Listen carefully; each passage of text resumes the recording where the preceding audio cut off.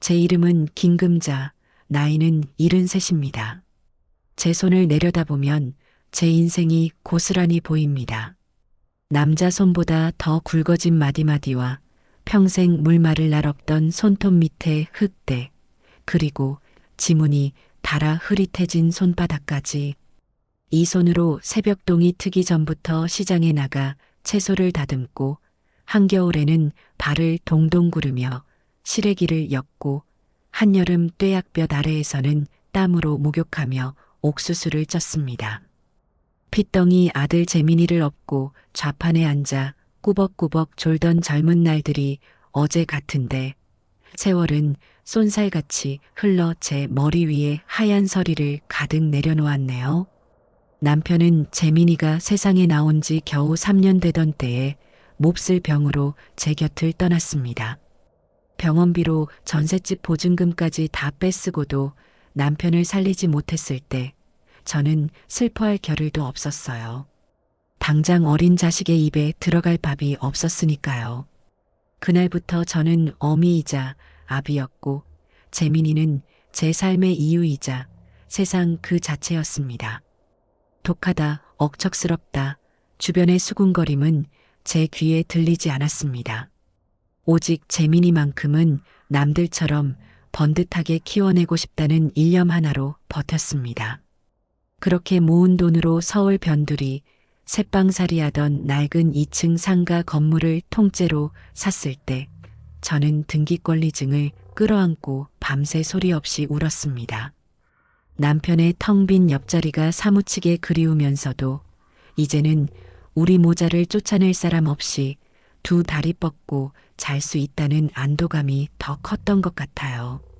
1층 가게에서 나오는 월세와 2층 원룸에서 나오는 월세를 합치니 시장에 나가지 않아도 굶을 걱정은 없었습니다. 그 건물은 제게 단순한 재산이 아니었어요.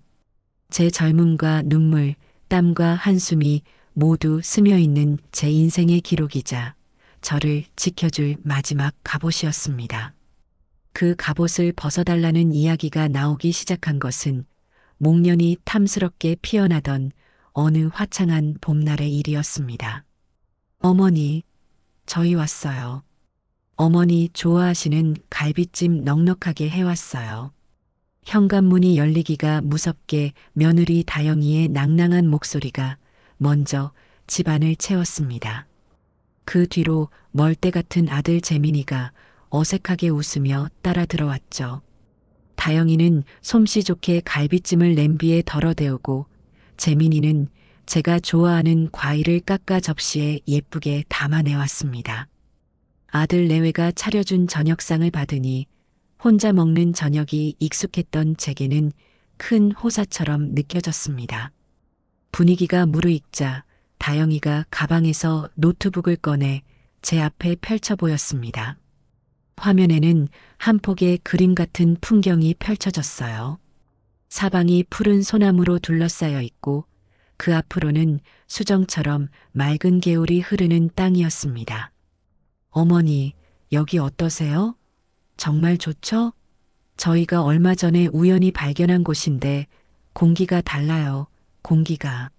서울의 뿌연 먼지랑은 비교도 할 수 없어요.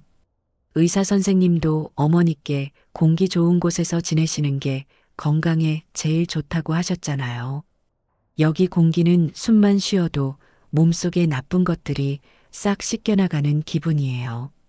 아들 재민이가 신이 나서 설명을 덧붙였습니다. 그의 눈은 소년처럼 반짝이고 있었어요. 맞아요, 어머니. 여기서는 하늘의 별도 손에 잡힐 것처럼 잘 보여요. 어머니, 기억나세요? 제가 어릴 때 옥상 평상에 누워서 별자리 찾아보던 거요. 이제는 우리 손주 녀석이랑 같이 마당에 누워서 별을 볼 수 있는 거예요. 며느리는 화면을 넘겨 그 땅 위에 지어질 2층 집의 가상 이미지를 보여주었습니다. 집 전체가 햇빛을 품을 것처럼 창이 많았고 산을 바라보며 차를 마실 수 있는 널찍한 나무 데크도 있었죠. 어머니, 상상을 한번 해보세요. 아침마다 시끄러운 자동차 소리가 아니라 이름 모를 새들이 지저귀는 소리에 눈을 뜨시는 거예요. 그리고 제가 갓 내린 따뜻한 커피를 들고 저 데크에 앉아 계시면 제가 맛있는 아침 식사를 차려 대령하는 거죠. 주말에는 제가 어머니 좋아하시는 코스모스랑 채송화를 마당 가득 심어 드릴게요. 어머니 방 창문 바로 아래에다 심어서 눈 뜨시면 제일 먼저 꽃을 보실 수 있게요. 그들의 말은 제 외로운 마음에 따뜻한 아랫목처럼 파고들었습니다. 시끄러운 도시의 소음, 퀴퀴한 매연, 혼자 잠들고 혼자 깨어나는 지독한 고독. 제가 평생을 견뎌온 모든 것들로부터의 완벽한 해방처럼 느껴졌어요. 하지만 이내 정신이 번쩍 들었습니다. 참 좋은 꿈 같은 이야기다만 저런 꿈을 현실로 만들려면 돈이 있어야지. 니들한테 그런 돈이 어디 있니? 제 단호한 물음에 아들 내외의 얼굴에 잠시 어색한 침묵이 흘렀습니다. 먼저 입을 연 것은 역시 다영이었어요. 며느리는 완벽하게 슬픈 표정을 지으며 제 손을 잡았습니다. 어머니, 저희 사정 잘 아시잖아요. 재민 씨 월급으로는 아이 키우고 대출 이자 막기도 빠듯해요. 그래서 이건 저희한테 정말 그림의 떡, 그냥 꿈일 뿐이에요. 저희끼리 여기 다녀와서 너무 좋다고, 우리 어머니 여기 모시고 살면 정말 좋겠다고 이야기만 했어요. 어머니의 그 건물이 없었다면 저희는 감히 이런 상상조차 못했을 거예요. 그 말은 비수처럼 날아와 제 가슴에 박혔습니다. 제 건물을 팔아 그들의 꿈을 이뤄달라는 세상에서 가장 아름답고 잔인한 요구였죠. 저희가 돈 한 푼 없어서 죄송해요. 그래서 더더욱 어머니께 이런 말씀드리는 게 불효인 줄 알지만 어머니, 저희 정말 잘할 수 있어요. 평생 어머니 발 씻겨드리며 모실게요. 제발 저희 가족의 꿈 그리고 어머니의 편안한 노후를 이룰 수 있게 도와주세요. 그날 밤 저는 잠들지 못했습니다. 다음 날 저는 평소보다 일찍 집을 나섰습니다. 버스를 타고 몇 정거장을 달려 제 이름으로 된 작은 상가 건물 앞에 섰어요.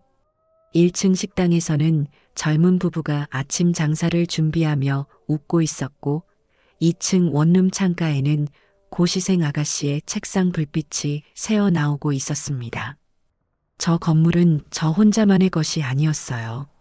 저곳에 새 들어 사는 사람들의 희망과 꿈이 함께 담겨 있는 공간이었습니다. 건물의 차가운 벽에 손을 대자 제 젊은 날의 고생이 고스란히 느껴지는 것 같아 눈시울이 뜨거워졌습니다. 내가 이걸 어떻게 팔아? 한참을 서성이다 발길을 돌렸지만 눈앞에는 아들의 간절한 얼굴과 며느리의 눈물이 어른거렸습니다. 결국 저는 자식의 꿈에 제 인생 전부를 걸기로 했습니다. 부동산에 건물을 내놓자 좋은 가격에 사겠다는 사람이 금방 나타났습니다. 은행 창구에 앉아 제 평생이 담긴 돈이 아들의 통장으로 넘어가는 것을 멍하니 바라보았습니다. 제 통장 잔고는 순식간에 몇만 원짜리로 쪼그라들었지만 저는 애써 웃으며 말했습니다. 이제 네가 우리 집 가장이다. 어깨 쫙 펴고 살아라. 집이 거의 다 지어져 갈 무렵 이번에는 아들이 제게 차 이야기를 꺼냈습니다. 새로 이사갈 동네는 다들 사는 수준이 있는데 낡은 국산차는 좀 창피하다는 것이었죠. 며느리는 옆에서 거들었습니다. 어머니, 그리고 그런 전원주택에 낡은 차가 서 있으면 동네 사람들이 뭐라고 하겠어요. 아들 며느리가 늙은 어머니 재산 뺏어서 집 짓고 정작 어머니 차는 낡은 거 태워드린다고 손가락질할 거예요. 번듯한 차 한 대 있어야 우리 가족 전체의 체면이 서는 거예요. 다 어머니를 위해서 그러는 거죠. 참으로 기가 막힌 논리였지만 저는 더 이상 반박할 힘도 없었습니다. 저는 그들을 데리고 수입차 전시장을 찾았습니다. 아들은 가장 비싼 독일제 세단 앞에서 떠날 줄을 몰랐죠. 가격을 보니 눈앞이 아찔했지만 저는 이미 브레이크가 고장난 기차처럼 멈출 수가 없었습니다. 계약서를 작성하려 할 때 저는 제 마지막 남은 이성을 쥐어짜 제안했습니다. 잠깐, 이왕 살 거면 똑똑하게 사야지. 그 차 내 이름으로 등록해라. 제 말에 아들 내외는 의아한 표정을 지었습니다. 저는 차분히 설명했어요. 내가 운전 경력도 너희보다 많고 그동안 사고 한 번 안 내서 보험 등급이 최고야. 니들 이름으로 하는 것보다 내 이름으로 하면 1년에 보험료도 많이 아낄 수 있어. 그 돈 모아서 손주 과자라도 하나 더 사줘라. 어미가 되어서 그 정도 머리는 써야지. 그것은 제가 할 수 있는 마지막 현실적인 조언이었습니다. 제 모든 것을 내어주면서도 어떻게든 한 푼이라도 아껴주고 싶은 어미의 마음이었죠. 다영이는 역시 지혜로우시다며 손뼉을 쳤고 차는 제 명의로 등록되었습니다. 그리고 마침내 이삿날이 밝았습니다. 제 낡은 가구들이 새 집에 들어가자 값비싼 새 가구들 사이에서 초라하게 기가 죽는 것만 같았습니다. 며느리는 제게 1층 구석에 작은 방을 내어주며 말했습니다. 어머니, 저희가 일부러 이 방으로 해드렸어요. 전문가한테 물어보니까 2층에 강한 햇볕은 노인분들 피부랑 눈에 아주 안 좋대요. 그래서 어머니 건강 생각해서 일부러 제일 아늑한 1층으로 모신 거예요. 저희 마음 아시죠? 그럴듯한 변명이었지만 이미 2층의 가장 크고 좋은 방은 그들의 침실로 꾸며져 있었습니다. 이사를 대충 마치고 저녁이 되자 아들 내외는 새 차를 길들여야 한다며 신나게 드라이브를 나섰습니다. 저는 창가에 홀로 서서 멀어져 가는 차를 바라보았어요. 제 성을 허물어 그들에게 왕국을 만들어 주었고 제 마지막 남은 쌈짓돈을 털어 그들에게 번쩍이는 마차를 사주었습니다. 그 왕국에서 제가 얻은 것은 가장 작고 초라한 방 한 칸. 그때였습니다. 제 심장 한구석에서 바늘처럼 날카로운 통증과 함께 아주 서늘한 예감이 처음으로 고개를 들기 시작한 것이 새 집에서의 생활에 익숙해지기 위한 저만의 노력이 시작된 것은 이사한 지 2주가 조금 지났을 무렵이었습니다. 텅 빈 집의 고요함과 아들 내외의 무관심 속에서 저는 제가 살아있다는 감각을 느끼고 싶었어요. 무엇보다 평생을 함께 울고 웃었던 옛 친구들이 보고 싶었습니다. 시장에서 좌판을 할 때 바로 옆자리에서 함께 채소를 팔던 옥자, 언니, 건어물 가게를 하던 순이 엄마. 그들은 제게 단순한 친구가 아니라 피를 나누지 않은 자매나 마찬가지였습니다. 저는 용기를 내어 그들을 새 집으로 초대하기로 마음먹었습니다. 제 평생의 결실인 이 멋진 집을 친구들에게 자랑하고 싶은 마음도 조금은 있었지요. 제가 며느리 다영이에게 주말에 손님을 좀 초대하고 싶다고 이야기했을 때 그녀의 얼굴에는 순간적으로 경계심과 귀찮음이 스쳐 지나갔습니다. 하지만 그녀는 곧 특유의 상냥한 가면을 쓰고 활짝 웃으며 말했습니다. 어머, 손님이요? 물론이죠, 어머님. 어떤 분들인데요? 응, 시장에서 나랑 같이 고생했던 오랜 친구들이야. 딱 2사람만 불러서 조촐하게 밥이나 한 끼 먹으려고. 제 말에 다영이의 미간이 아주 미세하게 찌푸려지는 것을 저는 놓치지 않았습니다. 시장이라는 단어가 그녀의 심기를 건드린 모양이었습니다. 아, 시장 친구분들이요. 그러시구나. 그럼요, 당연히 초대하셔야죠. 집들이도 제대로 못했는데 잘 됐네요. 음식은 제가 요즘 잘 나가는 출장 뷔페라도 불러드릴까요? 어머님 힘드신데 음식 준비까지 하시려면 고생이시잖아요. 며느리의 제안은 겉보기에는 저를 위하는 것 같았지만 그 속내는 훤히 들여다 보였습니다. 제 시장 친구들이 먹을 음식을 제 손으로 직접 차리는 것이 탐탁지 않았던 것이죠. 아마도 제가 만든 투박한 음식들이 이 집의 품격과 어울리지 않는다고 생각했을 겁니다. 아니다. 내가 내 친구들 먹일 밥인데 내 손으로 직접 해야지. 출장 뷔페는 무슨. 그냥 내가 알아서 할 테니 너는 신경 쓰지 마라. 제 단호한 대답에 며느리는 더 이상 고집을 부리지 않았습니다. 대신 그녀는 몇 가지 조건을 덧붙이는 것을 잊지 않았죠. 그럼요, 어머님. 그럼 그렇게 하세요. 대신 친구분들 오시면 현관에서 신발은 꼭 신발장에 넣어달라고 말씀해 주시고요. 거실 벽지는 이탈리아에서 수입한 실크 벽지니까 손으로 만지지 않도록 주의 좀 시켜주세요. 그리고 다 같이 소파에 앉으실 때 제가 쿠션을 따로 내어드릴 테니 꼭 그걸 깔고 앉으라고 해주세요. 저희 소파가 스웨덴에서 주문 제작한 거라 때가 잘 타거든요. 그녀의 말을 듣고 있자니 친구들을 초대하기도 전에 벌써부터 기가 다 빨리는 기분이었습니다. 하지만 저는 애써 웃으며 고개를 끄덕였습니다. 이 집에서 제 사람들을 만나기 위해서는 그 정도의 수모는 감수해야만 했습니다. 약속한 주말이 되자 저는 새벽부터 일어나 음식을 준비하기 시작했습니다. 며느리가 그토록 자랑하던 넓고 쾌적한 주방을 저는 그날 처음으로 제 것처럼 마음껏 사용했습니다. 갈비찜을 짭짤하고 달콤하게 재우고 알록달록한 채소들을 볶아 잡채를 만들고 해물을 듬뿍 넣어 노릇노릇하게 전을 부쳤습니다.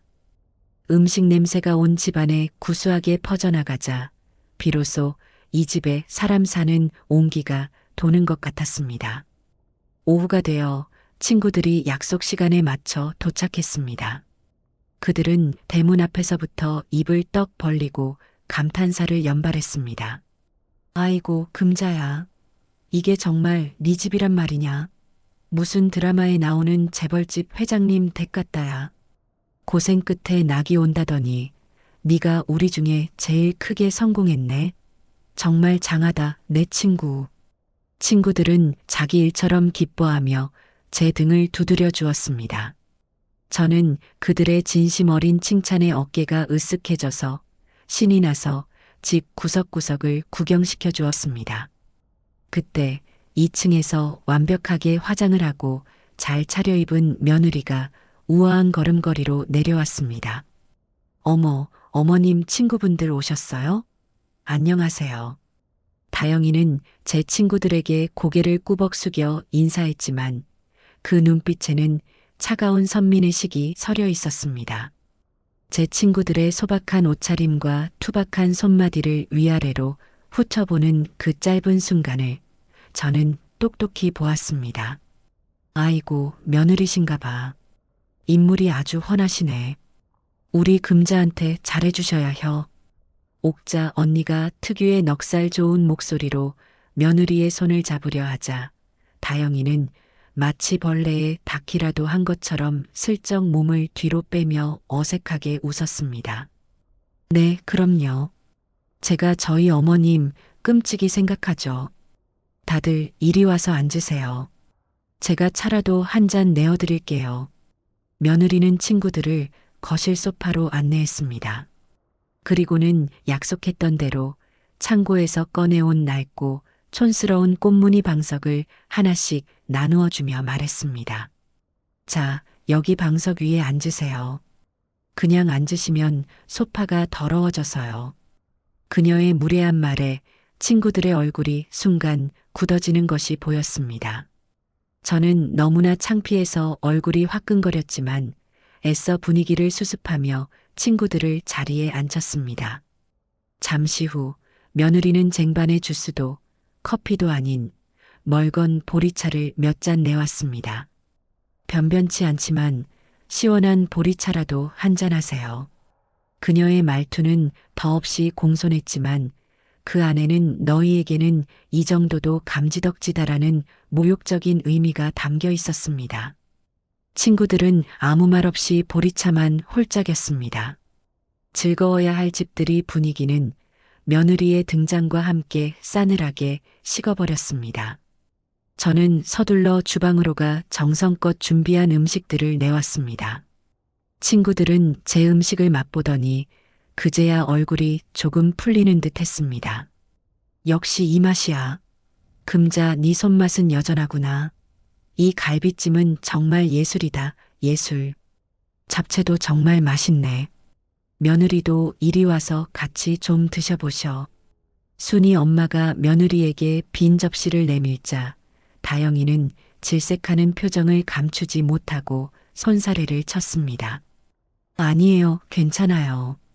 저는 원래 아침을 늦게 먹어서 배가 안 고파요. 그리고 이런 기름진 음식은 별로 좋아하지 않아서요. 살찌잖아요. 그녀는 마치 제 친구들이 먹는 음식이 무슨 오물이라도 되는 것처럼 말했습니다. 그 순간 제 마음속에서 무언가가 툭 하고 끊어지는 소리가 났습니다. 제가 제 친구들을 위해 제 손으로 정성껏 만든 이 음식들이 그녀에게는 그저 기름지고 살찌는 저급한 음식일 뿐이었던 것입니다. 식사가 끝나고 옥자 언니가 좋은 마음으로 상을 치우는 것을 도우려 하자 며느리는 거의 비명을 지르며 달려와 언니의 손에서 그릇을 빼앗았습니다. 어머님, 괜찮아요. 제가 할게요. 그냥 두세요. 이 그릇 제가 아끼는 거라 함부로 다루면 깨져요. 그녀의 과민한 반응에 옥자 언니는 무안한 듯 손을 거두었습니다. 더 이상 참을 수 없었던 저는 결국 폭발하고 말았습니다. 다영아, 그만하지 못해. 제 고함 소리에 집안의 모든 소음이 멎었습니다. 아들 내외는 물론이고 제 친구들까지 모두 놀란 눈으로 저를 쳐다보았죠. 오늘 온 손님들은 내 손님이다. 네 손님이 아니라 내 손님에게 음식을 내고 상을 치우는 것은 이 집 주인인 내가 알아서 할 일이야. 넌 더 이상 참견하지 말고 네 방으로 올라가 있거라. 제 단호한 말에 며느리는 얼굴이 새빨개졌지만 여러 사람이 보는 앞에서 더 이상 제게 대들지는 못했습니다. 그녀는 저를 한번 쏘아보고는 쿵쿵거리는 발소리와 함께 2층으로 올라가 버렸습니다. 그 일이 있은 후 친구들은 더 이상 편하게 앉아있지 못했습니다. 그들은 눈치를 보며 서둘러 자리에서 일어났고 저는 차마 그들을 붙잡을 수가 없었습니다. 평생의 자랑이 될 것이라 생각했던 집들이는 그렇게 제 인생 최악의 굴욕과 상처만을 남긴 채 끝나버렸습니다. 친구들이 돌아가고 난 뒤 집안에는 무거운 침묵만이 흘렀습니다. 잠시 후 2층에서 내려온 며느리는 제게 사과 한마디 없이 창문을 활짝 열고 방향제를 집 안 곳곳에 뿌리기 시작했습니다. 아휴, 냄새야. 온 집안에 마늘 냄새랑 시장 냄새가 진동을 하네. 그리고는 저를 향해 차갑게 쏘아붙였습니다. 어머님, 제가 처음부터 말씀드렸잖아요. 저희 집은 그런 분들이 함부로 드나들 곳이 아니라고요. 어머님께서 어머님 과거를 소중하게 생각하시는 건 알겠지만 이제 저희는 사는 수준이 달라요. 앞으로는 이런 분들 집에 들이실 생각 마세요. 이 집의 품격을 위해서라도요. 그 말을 끝으로 그녀는 제 대답도 듣지 않고 다시 자기 방으로 올라가 버렸습니다. 저는 텅 빈 거실에 홀로 서서 그녀가 남긴 인공적인 라벤더 향과 아직 공기 중에 남아있는 구수한 음식 냄새를 번갈아 맡았습니다. 그 순간 저는 깨달았습니다. 저 며느리에게 저는 그리고 제 인생의 모든 것은 저 라벤더 향으로 지워버려야 할 촌스럽고 품격 없는 시장 냄새일 뿐이라는 것을. 이 집은 성이 아니었습니다. 제 모든 것을 빨아들인 거대한 무덤이었습니다. 사건이 터진 것은 그 낯선 집으로 이사 온 지 한 달이 채 되지 않은 스산한 바람이 불던 날이었습니다. 그날따라 아침부터 속이 좋지 않았어요. 명치 끝이 바늘로 콕콕 쑤시는 것 같기도 하고 뜨거운 불덩이가 위장 속을 굴러다니는 것 같기도 했습니다. 나이가 들면 아픈 것이 일상이라 대수롭지 않게 여기고 부엌으로 나갔습니다. 아침 식사라도 준비해야 아들 녀석 출근길에 밥 한 술이라도 먹여보낼 수 있을 테니까요. 하지만 그날은 몸이 제 마음대로 움직여주지 않았습니다. 냉장고 문을 여는데 눈앞이 핑 돌면서 그 자리에 주저앉고 말았어요. 식은 땀이 비 오듯 흘러내리고 배를 칼로 저미는 듯한 통증에 숨을 쉴 수조차 없었습니다. 아! 하는 비명소리가 저도 모르게 터져나왔습니다. 마침 2층에서 내려오던 며느리가 제 모습을 보고 기겁을 하며 달려왔어요. 어머님, 왜 그러세요? 어디가 안 좋으세요? 다영이의 목소리에는 분명 걱정이 담겨 있었지만 저는 그 순간에도 아침부터 이게 무슨 패기치는 짓인가 하는 미안함이 먼저 들었습니다. 저는 간신히 고통을 참으며 말했습니다. 배가 너무 아프구나. 병원에 좀 가야 할 것 같다. 병원요? 지금요? 며느리의 얼굴에 찰나의 망설임과 짜증이 스쳐 지나가는 것을 저는 똑똑히 보았습니다. 그 표정은 금세 사라지고 다시 걱정스러운 얼굴로 돌아왔지만 한 번 본 것을 못 본 것으로 할 수는 없는 노릇이었죠. 우선 소파에 좀 누워 계세요. 제가 재민 씨부터 출근시키고 준비할게요. 다영이는 저를 부축해 거실소에 눕혔습니다. 저는 아픈 와중에도 출근 준비를 하는 아들 내외의 분주한 소리를 들으며 눈을 감았습니다. 잠시 후 말끔하게 차려입은 아들이 제게 다가와 이마를 짚어보더군요. 어머니, 많이 아프세요? 다영이가 병원 모시고 갈 거니까 조금만 참으세요. 제가 오늘은 중요한 회의가 있어서 먼저 나가봐야 할 것 같아요. 죄송해요. 아들은 제 손을 한번 잡아주고는 이내 현관을 나섰습니다. 그 뒷모습이 어찌나 멀게 느껴지던지 저는 차마 아들을 부를 수가 없었습니다. 아들이 나가고 한참이 지나서야 며느리는 화장을 곱게 하고 옷을 차려입고 내려왔습니다.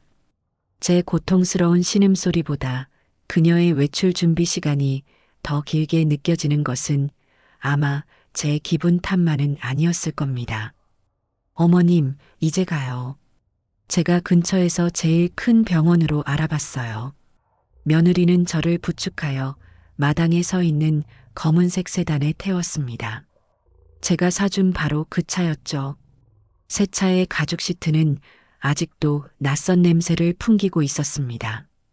차에 오르자 며느리는 습관처럼 스마트폰을 들여다보며 친구와 메시지를 주고받기 시작했습니다. 차 안에는 타자 소리만 요란하게 울렸고 아파서 끙끙 앓는 제게 괜찮냐고 물어보는 말 한마디가 없었어요. 그래, 바쁜 애한테 괜한 부탁을 했구나. 조금만 참았다가 혼자 택시라도 타고 갈 것을. 후회가 밀려왔지만 이미 늦은 일이었습니다. 병원으로 가는 내내 다영이는 간간히 한숨을 내쉬며 혼잣말을 했습니다. 아, 오늘 백화점에 신상 들어오는 날인데 친구랑 점심 약속도 취소해야겠네. 그 말들은 모두 제 가슴에 와서 비수처럼 박혔습니다. 저는 죄인처럼 고개를 숙이고 신음소리조차 내지 않으려 입술을 꽉 깨물었습니다. 제 평생의 재산으로 산 이 안락한 자동차 안에서 저는 지금껏 느껴보지 못한 가장 비참한 서름을 느끼고 있었어요. 이 차를 사주며 아들 내외가 기뻐하던 모습이 떠올랐습니다. 어머니, 이 차로 좋은 곳 많이 모시고 다닐게요. 그들의 약속은 잉크도 마르기 전에 공중으로 흩어져 버린 것만 같았습니다. 병원에 도착해서도 며느리의 태도는 마찬가지였습니다. 접수를 하고 의사를 기다리는 내내 그녀는 의자에 깊숙이 기댄 채 스마트폰에서 눈을 떼지 않았어요. 제 등이라도 한번 쓸어주거나 따뜻한 물이라도 한 잔 건네줄 법도 한데 그녀에게 저는 그저 시간을 잡아먹는 귀찮은 짐일 뿐인 듯 보였습니다. 의사는 급성 위경련인 것 같다고 주사를 맞고 약을 먹으면 괜찮아질 거라고 했습니다. 수액 주사를 맞는 1시간 동안 며느리는 진료실 밖에서 친구와 통화를 하며 큰 소리로 웃고 떠들었습니다. 그 웃음소리가 커튼을 뚫고 들어와 제 심장을 헤집는 것만 같았어요. 주사를 다 맞고 약을 타서 다시 차에 올랐을 때 저는 완전히 기진맥진한 상태였습니다. 통증은 조금 가라앉았지만 마음의 상처는 더욱 깊어져 있었죠. 집으로 돌아오는 길, 차 안에는 여전히 무거운 침묵만이 흘렀습니다. 저는 그저 창밖에 스쳐 지나가는 풍경만 하염없이 바라보았어요. 푸른 산과 나무들이 제 처지를 위로해 주는 것 같기도 하고 어리석은 제 선택을 비웃는 것 같기도 했습니다. 집에 거의 다 도착했을 무렵 주유등에 경고등이 깜빡 들어왔습니다. 며느리는 인상을 찌푸리며 가장 가까운 주유소로 핸들을 돌렸어요. 저는 아무 생각 없이 눈을 감고 있었는데 주유를 마친 며느리가 차의 시동을 다시 걸더니 뒤를 돌아보며 아무렇지도 않게 말했습니다. 제 인생을 송두리째 뒤흔든 그 한마디를 저는 평생 잊지 못할 겁니다. 어머니, 병원 모셔다 드렸더니 기름이 다 떨어졌네요. 기름값 2만 원만 주세요. 그 순간 세상의 모든 소리가 사라지고 제 귀에는 윙하는 이명 소리만 가득 찼습니다. 저는 제가 잘못 들은 것인가 싶어 며느리의 얼굴을 멍하니 쳐다보았어요. 그녀의 얼굴에는 어떤 악이나 농담기도 없었습니다. 그저 마트에서 물건값을 계산하듯 당연한 것을 요구하는 무심한 표정뿐이었죠. 수억 원의 집, 수천만 원의 차를 사준 어미에게 아픈 몸을 이끌고 겨우 병원 한 번 다녀온 대가로 기름값 2만 원을 요구하는 며느리. 저는 그 짧은 순간에 제가 그동안 얼마나 어리석고 허황된 꿈에 빠져 있었는지를 깨달았습니다. 그들에게 저는 가족이 아니라 언제든 돈을 꺼내 쓸 수 있는 낡은 지갑에 불과했던 것입니다. 저는 떨리는 손으로 가방을 열어 지갑에서 꼬깃꼬깃한 10,000원짜리 2장을 꺼내 며느리에게 건넸습니다. 다영이는 그 돈을 아무렇지도 않게 받아 자기 지갑에 쏙 넣더군요. 그리고는 아무 일도 없었다는 듯 차를 몰아 집으로 향했습니다. 차가 마당에 멈추고 저는 비틀거리며 차에서 내렸습니다. 며느리는 먼저 집으로 쌩안이 들어가 버렸고 저는 한참 동안 마당에 서서 제가 사준 저 번쩍이는 검은색 세단을 바라보았습니다. 이제 저 차는 제게 고마움의 상징이 아니라 제 어리석음과 그들의 무정함을 증명하는 거대한 쇳덩어리로밖에 보이지 않았습니다. 그날 제 안에서 무언가가 완전히 부서져 내렸습니다. 그리고 그 부서진 자리에서 차갑고 단단한 무언가가 조용히 싹트기 시작했습니다. 그날 밤 저는 한숨도 잠들지 못했습니다. 1층 구석의 작은 방, 제 몸 하나 겨우 눕힐 수 있는 이 낯선 공간의 천장을 뜬 눈으로 바라보며 밤을 새웠습니다. 창밖에서는 귀뚜라미 소리가 처량하게 울렸고 2층에서는 간간히 아들 내외의 행복한 웃음소리가 들려왔습니다. 그 웃음소리는 제게 더 이상 위안이 아니라 심장을 도려내는 칼날처럼 느껴졌어요. 낮에 며느리에게 건넸던 꼬깃꼬깃한 2만 원이 제 눈앞에서 거대한 산이 되어 저를 짓누르는 것만 같았습니다. 이것은 단순히 돈의 문제가 아니었습니다. 만약 길에서 넘어진 저를 모르는 젊은이가 부축해주고 병원에 데려다 주었다면 저는 기꺼이 기름값은 물론이고 밥값까지 챙겨주며 고마워했을 겁니다. 하지만 상대는 제 며느리였습니다. 제가 제 모든 것을 내어준 아들의 아내였죠. 그 2만 원에는 저에 대한 일말의 존중이나 연민, 애정조차 담겨 있지 않았습니다. 오직 차가운 계산과 귀찮음, 그리고 나는 너에게 의무를 다했다는 식의 거래 관계만이 존재했을 뿐입니다. 수억 원짜리 집, 그들이 지금 두 다리 뻗고 잠든 저 집은 제 평생의 피와 땀입니다. 시장 좌판에 앉아 추위에 곱은 손을 불어가며 벌었고 식당 주방에서 뜨거운 불 앞에 서서 허리가 끊어지도록 일하며 모은 돈입니다. 수천만 원짜리 차, 아들 녀석 회사에서 기죽지 말라고 제 마지막 남은 노후 자금까지 털어서 사준 선물입니다. 그 모든 것을 받고도 그들은 아픈 어미를 병원에 데려다 준 기름값이 아까워 손을 벌렸습니다. 그것은 단순한 실수가 아니었어요. 그것은 그들의 본심이었고 저를 대하는 그들의 진짜 태도였습니다. 그들에게 저는 더 이상 어머니가 아니라 모든 것을 빼앗기고 이제는 껍데기만 남은 비용일 뿐이었습니다. 저는 어둠 속에서 조용히 눈물을 흘렸습니다. 제 어리석음에 대한 눈물이었고 자식의 행복을 위해 모든 것을 바친 제 인생에 대한 연민의 눈물이었으며 차갑게 식어버린 그들의 마음에 대한 절망의 눈물이었습니다. 하지만 눈물은 이내 분노로 변했습니다. 그리고 그 분노는 다시 차갑고 단단한 결심으로 굳어졌어요. 그래, 내가 바보였다. 자식의 행복이 곧 내 행복이라는 헛된 믿음에 빠져 모든 것을 내어준 내가 천치였다. 하지만 더 이상은 아니다. 내가 내어준 것을 내 방식으로 되찾아오겠다. 밤새 저를 괴롭히던 복통은 거짓말처럼 사라져 있었습니다. 마음의 병이 깊어지니 몸의 병은 사소하게 느껴지는 모양입니다. 동쪽 하늘이 희미하게 밝아오기 시작할 무렵 저는 자리에서 일어났습니다. 제 마음은 그 새벽 공기처럼 차갑고 맑았습니다. 더 이상의 망설임이나 미련은 없었어요. 아침이 되자 아들 내외는 아무 일도 없었다는 듯이 행동했습니다. 며느리는 제게 아침 인사를 건넸고 아들은 신문을 보며 식사를 했죠. 저는 묵묵히 제 몫의 밥을 먹고 자리에서 일어났습니다. 그리고 그들이 출근하기만을 조용히 기다렸습니다. 아들이 제가 사준 그 검은색 세단에 시동을 걸고 며느리가 조수석에 올라타는 모습을 창문으로 지켜보았습니다. 차가 시야에서 완전히 사라지자 저는 곧장 전화기를 들었습니다.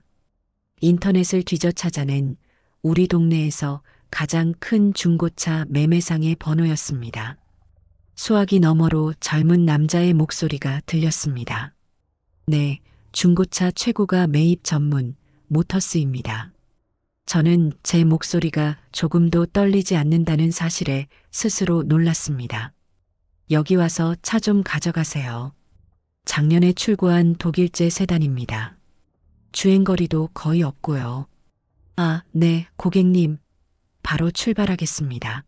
30분 안에 도착할 겁니다. 전화를 끊고 저는 방으로 들어가 제 인감도장과 자동차 등록증을 챙겼습니다. 모든 것이 순조로웠습니다. 약속된 시간이 되자 최고가 매입이라고 쓰인 요란한 스티커를 붙인 트럭 한 대가 집 앞에 멈춰 섰습니다. 차에서 내린 젊은 남자는 제 검은색 세단을 보더니 휘파람을 불며 감탄했어요. 와, 사모님. 이거 그냥 새 차나 다름없네요. 관리 정말 잘하셨습니다. 왜 이렇게 빨리 파시는 거예요? 그냥 나한테는 좀 과분한 차인 것 같아서요. 저는 무심하게 대답하며 그를 집 안으로 안내했습니다. 거실 테이블에 마주 앉아 그는 차의 상태를 꼼꼼히 체크한 서류를 보여주며 매입 가격을 제시했습니다. 제가 생각했던 것보다 괜찮은 금액이었어요. 저는 그 자리에서 바로 매매 계약서에 인감도장을 찍었습니다. 모든 절차는 1시간도 채 걸리지 않았습니다. 남자는 제게 두툼한 돈 봉투를 건넸고 함께 나온 견인차 기사는 제 세단을 견인차에 단단히 고정시키기 시작했습니다. 저는 마당에 서서 그 모든 과정을 묵묵히 지켜보았습니다. 아들 내외가 그렇게나 자랑스러워하던 그들의 성공과 허영심의 상징이었던 번쩍이는 검은색 세단이 무력하게 견인차 위로 끌려 올라갔습니다. 그리고는 제가 사는 이 동네를 천천히 빠져나갔죠. 그 모습이 제 눈에서 완전히 사라질 때까지 저는 한 발짝도 움직이지 않았습니다. 이상하게도 마음 한구석이 아프거나 서운하지 않았습니다. 오히려 오랫동안 저를 짓누르고 있던 무거운 돌덩이가 쑥 내려가는 것처럼 속이 다 후련했습니다. 그것은 제 어리석었던 과거와의 완전한 결별 선언이었습니다. 집 안으로 돌아온 저는 매매상이 건넨 돈다발을 테이블 위에 펼쳐놓았습니다. 그리고 그중 일부를 챙겨 들고 다시 집을 나섰습니다. 버스를 타고 읍내로 나가 가장 가까운 국산차 영업점을 찾아갔습니다. 그리고 그곳에서 가장 작고 실용적인 경차 한 대를 계약했어요. 남은 돈은 은행에 들러 제 명의의 새로운 예금 통장을 만들어 모두 입금했습니다.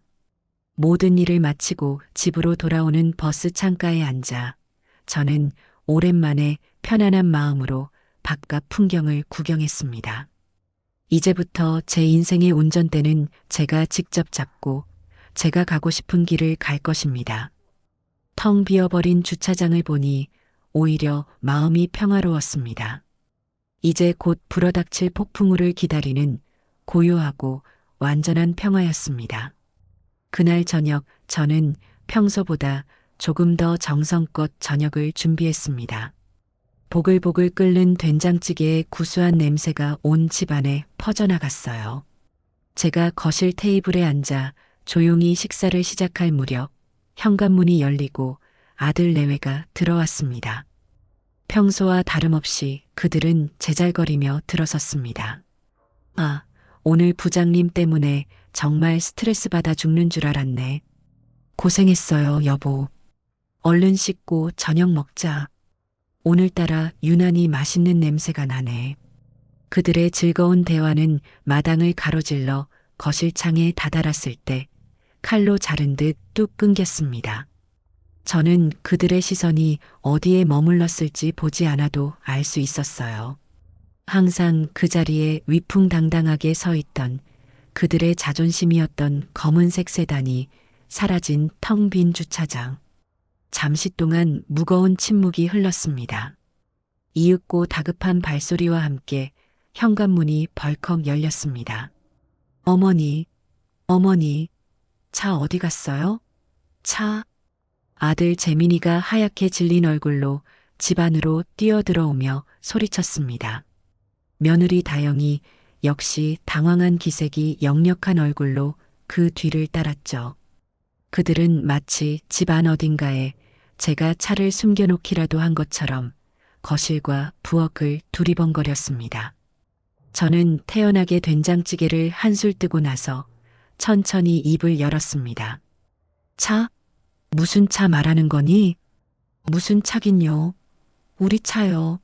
주차장에 있던 검은색 차. 누가 훔쳐간 거 아니에요? 빨리 경찰에 신고해야 해요. 재민이는 금방이라도 울음을 터뜨릴 것처럼 허둥대며 주머니에서 휴대폰을 꺼내 들었습니다. 저는 그런 아들을 조용히 제지했습니다. 신고할 필요 없다. 아무도 훔쳐가지 않았으니. 제 차분한 목소리에 아들 내외는 의아한 표정으로 저를 바라보았습니다. 며느리가 조심스럽게 물었어요. 그럼 차가 어디 있는데요, 어머님? 누가 잠시 빌려가기라도 한 거예요? 저는 숟가락을 내려놓고 그들의 얼굴을 똑바로 쳐다보며 말했습니다. 제 인생에서 가장 통쾌하고 또 가장 슬픈 한마디였습니다. 내가 팔았다. 네. 뭘 팔아요? 그 차, 내가 오늘 오전에 중고차 매매상 불러서 팔아버렸다. 제 말에 아들 내외의 얼굴은 그야말로 새하얗게 굳어버렸습니다. 잠시 동안 그들은 제가 한 말의 의미를 이해하지 못하는 듯 보였어요. 거실에는 오직 찌개가 끓는 소리만이 작게 들려왔습니다. 가장 먼저 정신을 차린 것은 며느리였습니다. 그녀는 날카로운 목소리로 소리쳤습니다.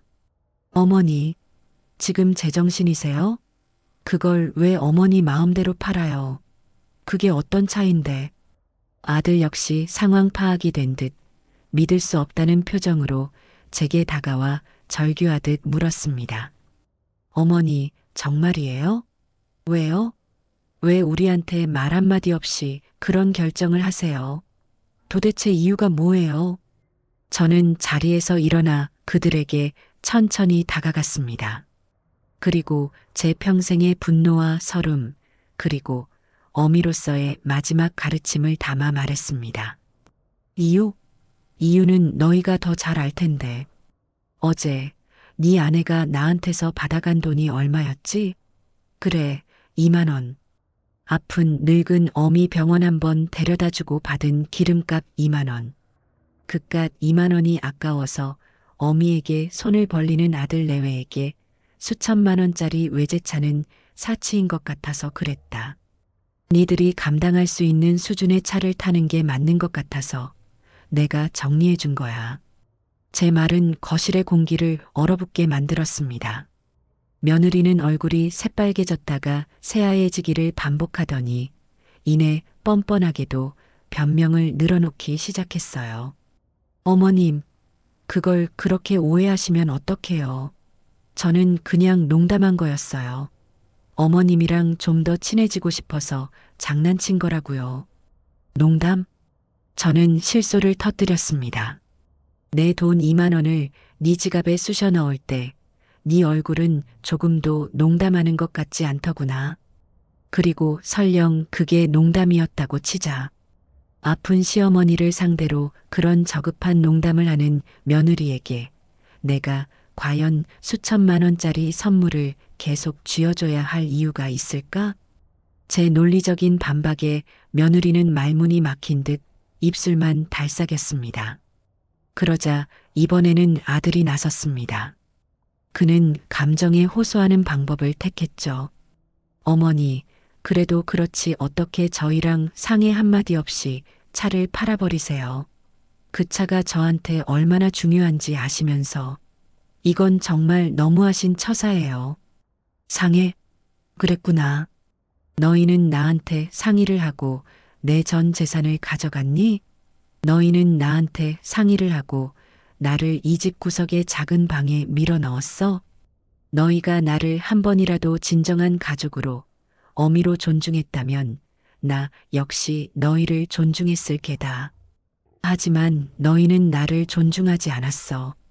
그러니 나도 더 이상 너희를 존중할 필요를 못 느끼겠구나. 그리고 분명히 해두지만 그 차는 내 명의로 된 내 재산이다. 내 재산을 내가 처분하는데 너희 허락받을 이유는 없는 것 같구나. 제 단호한 태도에 아들 내외는 더 이상 아무 말도 하지 못했습니다. 분노와 당혹감, 그리고 약간의 공포가 뒤섞인 표정으로 저를 바라볼 뿐이었죠. 그들의 위선적인 가면이 벗겨지고 맨 얼굴에 탐욕과 이기심이 드러나는 순간이었습니다. 저는 더 이상 그들을 상대하고 싶지 않아 제 방으로 향했습니다. 문을 닫고 들어오자 밖에서 며느리의 앙칼진 목소리와 아들의 한숨 소리가 뒤섞여 들려왔습니다. 저는 침대에 걸터앉아 창밖의 어둠을 바라보았습니다. 이제 시작일 뿐이었습니다. 이것은 제 자존심과 제 인생을 되찾기 위한 긴 싸움의 첫 번째 신호탄이었으니까요. 그리고 저는 조금도 두렵지 않았습니다. 자동차를 팔아버린 그날 밤, 우리 집에는 태풍이 지나간 후에 고요함 같은 무겁고 서늘한 침묵만이 감돌았습니다. 저녁 식탁은 그 누구도 치우지 않은 채 엉망으로 남아 있었고 2층에서는 아들 내외가 낮은 목소리로 다투는 소리가 간간히 들려왔습니다. 저는 제 방문을 굳게 닫고 앉아 그들의 분노가 제게 미치지 못하도록 보이지 않는 벽을 쳤습니다. 더 이상 그들의 감정에 휘둘리고 싶지 않았어요. 제 마음은 오히려 기묘할 정도로 평온했습니다. 오랫동안 앓던 일을 뽑아낸 것처럼 시원하면서도 한편으로는 텅 비어버린 잇몸처럼 허전한 그런 복잡한 평온함이었죠. 다음 날 아침 부엌에 나갔을 때 식탁은 여전히 어젯밤의 전쟁터 그대로였습니다. 아들 내외는 아예 내려오지도 않았더군요. 저는 묵묵히 제 몫의 밥을 차려 먹고 설거지를 깨끗이 마쳤습니다. 마치 어젯밤의 일은 다른 집에서 일어난 일인 양 저는 제 일상을 이어나가기로 마음먹었습니다. 그날은 제가 차를 판 돈으로 새로 계약한 작은 경차가 나오는 날이었습니다. 저는 오랜만에 옷장에서 가장 깔끔한 외출복을 꺼내 입었습니다. 자동차 영업소까지는 버스를 2번이나 갈아타야 하는 먼 길이었습니다. 버스 창가에 앉아 빠르게 스쳐 지나가는 바깥 풍경을 보며 저는 제 인생을 되돌아보았습니다. 평생을 남편 대신 아들 대신 운전대를 잡고 살아왔지만 정작 제 자신을 위한 운전은 한 번도 해본 적이 없었던 것 같아요. 항상 누군가를 태우고 어딘가에 데려다주고 무언가를 셔나르기 위한 운전이었습니다. 하지만 오늘부터는 달라질 것입니다. 이제 제 인생의 운전대는 온전히 제 손에 쥐어져 있었고 그 목적지는 제가 정할 것이었습니다. 영업소에 도착하자 말쑥하게 차려입은 젊은 직원이 저를 맞았습니다. 그는 저를 전시장 안쪽으로 안내했어요. 그곳에는 작고 앙증맞은 흰색 경차 한 대가 반짝이며 저를 기다리고 있었습니다. 값비싼 독일제 세단처럼 위압적인 위용은 없었지만 오히려 제 몸에 꼭 맞는 옷처럼 편안하고 친근하게 느껴졌습니다. 사모님, 차 나왔습니다. 필요한 서류 작업은 다 끝났고 간단한 설명만 들으시고 바로 몰고 가시면 됩니다. 젊은 직원은 친절하게 차의 기능들을 하나하나 설명해 주었습니다.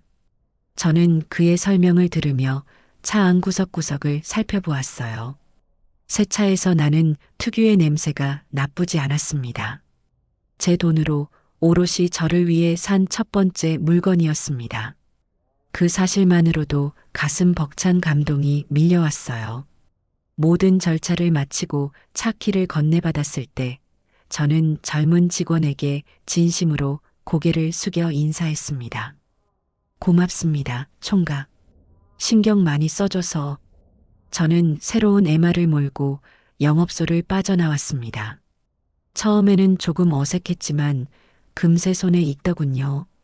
차가 작고 가벼워서 오히려 운전하기가 훨씬 수월했습니다. 저는 곧장 집으로 가지 않고 은행으로 차를 몰았습니다. 어제 받은 두툼한 돈 봉투는 제 가방 안에서 묵직한 존재감을 뽐내고 있었죠. 은행에 들어가 번호표를 뽑고 순서를 기다리는 동안 저는 수많은 생각에 잠겼습니다. 이 돈은 제 젊음과 맞바꾼 돈입니다. 제 잠 못 이루던 밤들과 아파도 병원 한 번 제대로 가지 못했던 서러운 날들이 녹아있는 돈입니다. 이 돈을 다시는 그들의 손에 닿는 곳에 둘 수 없었습니다. 창구에 앉아 저는 제 명의로 된 새로운 예금 통장을 하나 만들었습니다.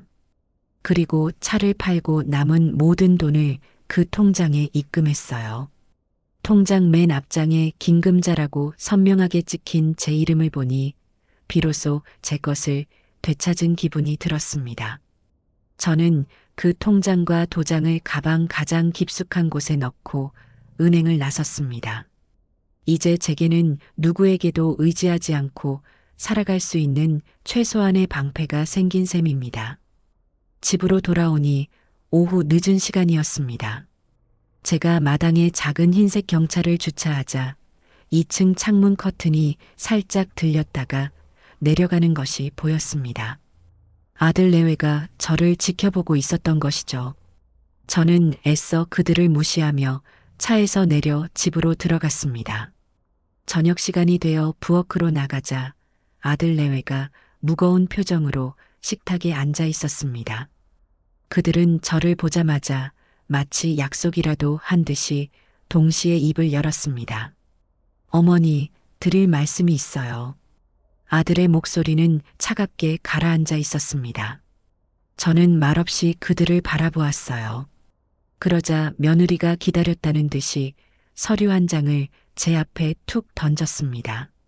깔끔하게 컴퓨터로 작성된 문서에는 월 생활비 청구 내역이라는 제목이 붙어 있었습니다. 이게 뭐냐? 보시면 모르세요? 저희가 이 집에서 사는데 들어가는 한 달 비용이에요. 관리비, 수도세, 전기세, 가스비, 인터넷 요금, 그리고 저희 세 식구 식비까지 총액을 정확히 3으로 나눴어요. 앞으로 매달 말일에 어머니 몫은 어머니께서 직접 부담해 주셔야겠어요. 며느리는 팔짱을 낀 채 저를 똑바로 쳐다보며 말했습니다. 그 눈빛에는 더 이상 가식적인 상냥함 따위는 없었습니다. 오직 날카로운 저기와 계산만이 번뜩이고 있었죠. 이 집을 짓는데 제 평생의 재산이 들어갔다는 사실은 그들의 계산법에는 존재하지 않았습니다. 그들은 저를 이 집에 새 들어 사는 세입자 취급을 하고 있는 것이었습니다. 저는 잠시 그 서류를 말없이 내려다보았습니다. 그들의 치졸함과 뻔뻔함에 헛웃음이 나왔지만 저는 화를 내지 않았습니다. 오히려 그들의 행동이 제 결심을 더욱 굳게 만들어 주었으니까요. 저는 청구서를 집어들어 찬찬히 훑어보았습니다. 그리고는 고개를 끄덕이며 말했죠. 그래, 알겠다. 이제부터는 모든 걸 정확하게 계산하며 사는 게 우리 서로에게 좋겠구나. 제 순순한 반응에 아들 내외는 오히려 당황한 듯 보였습니다. 제가 화를 내고 싸움을 걸어올 것이라고 예상했던 모양입니다. 저는 자리에서 일어나 그들을 향해 마지막으로 선언했습니다. 대신 조건이 있다. 나도 이제부터는 내 몫의 생활비를 낼 테니 너희도 앞으로 나한테 10원 한 장 아쉬운 소리 하지 마라. 손주 녀석 학원비가 모자란다느니 네 아들 회사에 경조사가 있다느니 그런 소리로 나를 귀찮게 할 생각은 꿈도 꾸지 말라는 뜻이다. 우리는 이제 한 지붕 아래 사는 각자의 삶에 책임지는 남남이나 마찬가지니까. 내 말 똑똑히 알아들었니? 제 단호한 선언에 아들 내외는 아무 말도 하지 못했습니다. 그들은 그저 멍한 표정으로 저를 바라볼 뿐이었죠. 저는 더 이상 그들을 상대하지 않고 제 방으로 들어와 문을 닫았습니다. 그날 이후 우리 집에서는 보이지 않는 전쟁이 시작되었습니다. 하지만 저는 조금도 두렵지 않았습니다. 저는 이제 더 이상 빼앗길 것이 없는 사람이었고 제 손에는 저를 지켜줄 작은 자동차와 비밀 통장이 있었으니까요. 제 인생의 이막은 그렇게 차가운 경제적 독립선언과 함께 시작되고 있었습니다. 생활비 각출을 시작한 이후 우리 집의 공기는 눈에 띄게 달라졌습니다. 이전에는 가식적인 웃음이라도 오갔지만 이제는 서로를 없는 사람 취급하는 냉랭한 침묵만이 감돌았어요. 아들 내외는 저를 투명 인간처럼 대했습니다. 제가 거실 소파에 앉아 텔레비전을 보고 있으면 그들은 제 바로 앞에서 리모컨을 빼앗아 다른 채널로 돌려버렸고 제가 부엌에서 무언가를 하고 있으면 마치 제가 그곳에 없는 것처럼 자기들끼리만 큰 소리로 웃고 떠들었습니다. 그것은 대놓고 하는 구박보다 더 사람을 비참하게 만드는 교묘하고 치사한 방식의 따돌림이었습니다. 어느 날 저녁에는 자기들끼리만 피자를 시켜 먹더군요. 고소한 피자, 냄새가 온 집안에 진동했지만 그들은 제게 먹어보라는 말 한마디 건네지 않았습니다. 오히려 제가 없는 사람인 양 자기들끼리 텔레비전을 보며 낄낄거렸죠. 저는 말없이 제 방으로 들어와 찬밥에 물을 말아 먹었습니다. 밥알이 모래알처럼 껄끄럽게 느껴졌지만 눈물은 나오지 않았습니다. 그깟 피자 한 조각에 연연하는 제 자신이 처량해서 오히려 화가 치밀어 올랐어요. 그들의 유치한 복수는 거기서 그치지 않았습니다. 제가 거실에 나와 불을 켜고 책이라도 읽으려고 하면 며느리는 보란 듯이 다가와 불을 꺼버리며 말했습니다. 어머님, 밤에는 좀 일찍 주무세요. 전기세가 얼마나 비싼지 아세요? 어머님 몫의 관리비가 더 나올 수도 있어요. 겨울이 되자 그들의 횡포는 더욱 심해졌습니다. 제가 추위를 많이 타는 것을 알면서도 그들은 보일러 온도를 마음대로 최저로 내려버렸어요. 제가 춥다고 이야기하면 아들은 제 말을 들은 척도 하지 않고 말했습니다. 요즘 가스비가 폭탄이에요, 어머니. 추우시면 옷을 좀 껴입으시면 되잖아요. 저는 밤마다 두꺼운 솜니부를 2개나 덮고 옷을 몇 겹씩 껴입고 잠을 청해야 했습니다. 제 돈으로 지은 이 따뜻하고 좋은 집에서 저는 추위에 떨며 밤을 보내는 신세가 된 것이었죠. 하지만 저는 그들에게 굴복하지 않았습니다. 다음 날 저는 읍내에 나가 작은 전기장판을 하나 사왔습니다. 그날 밤 따뜻한 전기장판 위에서 몸을 녹이며 저는 다짐했습니다. 그래, 너희가 나를 아무리 구석으로 몰아넣어도 나는 나만의 온기를 찾아낼 것이다. 나는 절대 너희에게 지지 않을 것이다. 하지만 저를 가장 가슴 아프게 한 것은 그들이 어린 손주를 이용하기 시작했다는 점입니다. 제 하나뿐인 손주 녀석은 원래 저를 무척이나 따랐습니다. 제가 들려주는 옛날 이야기를 좋아했고 제가 만들어주는 간식을 세상에서 가장 맛있게 먹던 아이였죠. 하지만 어느 날부터인가 아이가 저를 피하기 시작했습니다. 제가 손을 내밀면 슬금슬금 뒷걸음질을 치고 제가 말을 걸면 못 들은 척 제 아빠나 엄마 뒤로 숨어버렸어요. 이상하게 생각하던 어느 날 오후 저는 그 이유를 알게 되었습니다. 손주 방에서 장난감 정리를 도와주다가 우연히 2층에서 내려오는 아들 내외의 대화를 엿듣게 된 것이죠. 여보, 민수한테 너무 심하게 말하는 거 아니야? 할머니 미워하라고 가르치는 건 좀 그렇지 않아? 아들의 걱정스러운 목소리에 며느리가 앙칼지게 대꾸했습니다. 심하긴 뭐가 심해? 사실을 말해주는 건데. 할머니가 우리 좋은 차 팔아버려서 이제 민수 놀이공원 갈 때 편하게 못 간다고 했더니 애가 바로 알아듣더구먼. 저렇게라도 해야 우리 어머니가 정신을 차리지. 자기 때문에 애까지 저러는 거 보면 마음이 좀 아프시겠지. 안 그래? 그들의 대화를 듣는 순간 제 심장이 얼어붙는 것 같았습니다. 세상에 어떻게 저렇게 잔인할 수가 있을까요? 아무것도 모르는 어린아이에게 거짓을 주입하여 할머니를 미워하도록 만들다니요. 그것은 제게 가하는 가장 비겁하고 악랄한 공격이었습니다. 그날 밤 저는 손주가 잠든 것을 확인하고 아이의 방에 몰래 들어갔습니다. 잠든 아이의 얼굴을 쓰다듬으며 저는 소리 없이 눈물을 흘렸습니다. 제 어리석은 선택이 결국에는 사랑하는 손주에게까지 상처를 주게 된 것만 같아 가슴이 미어졌습니다. 그날 이후 저는 집안에서 더욱 고립되었습니다.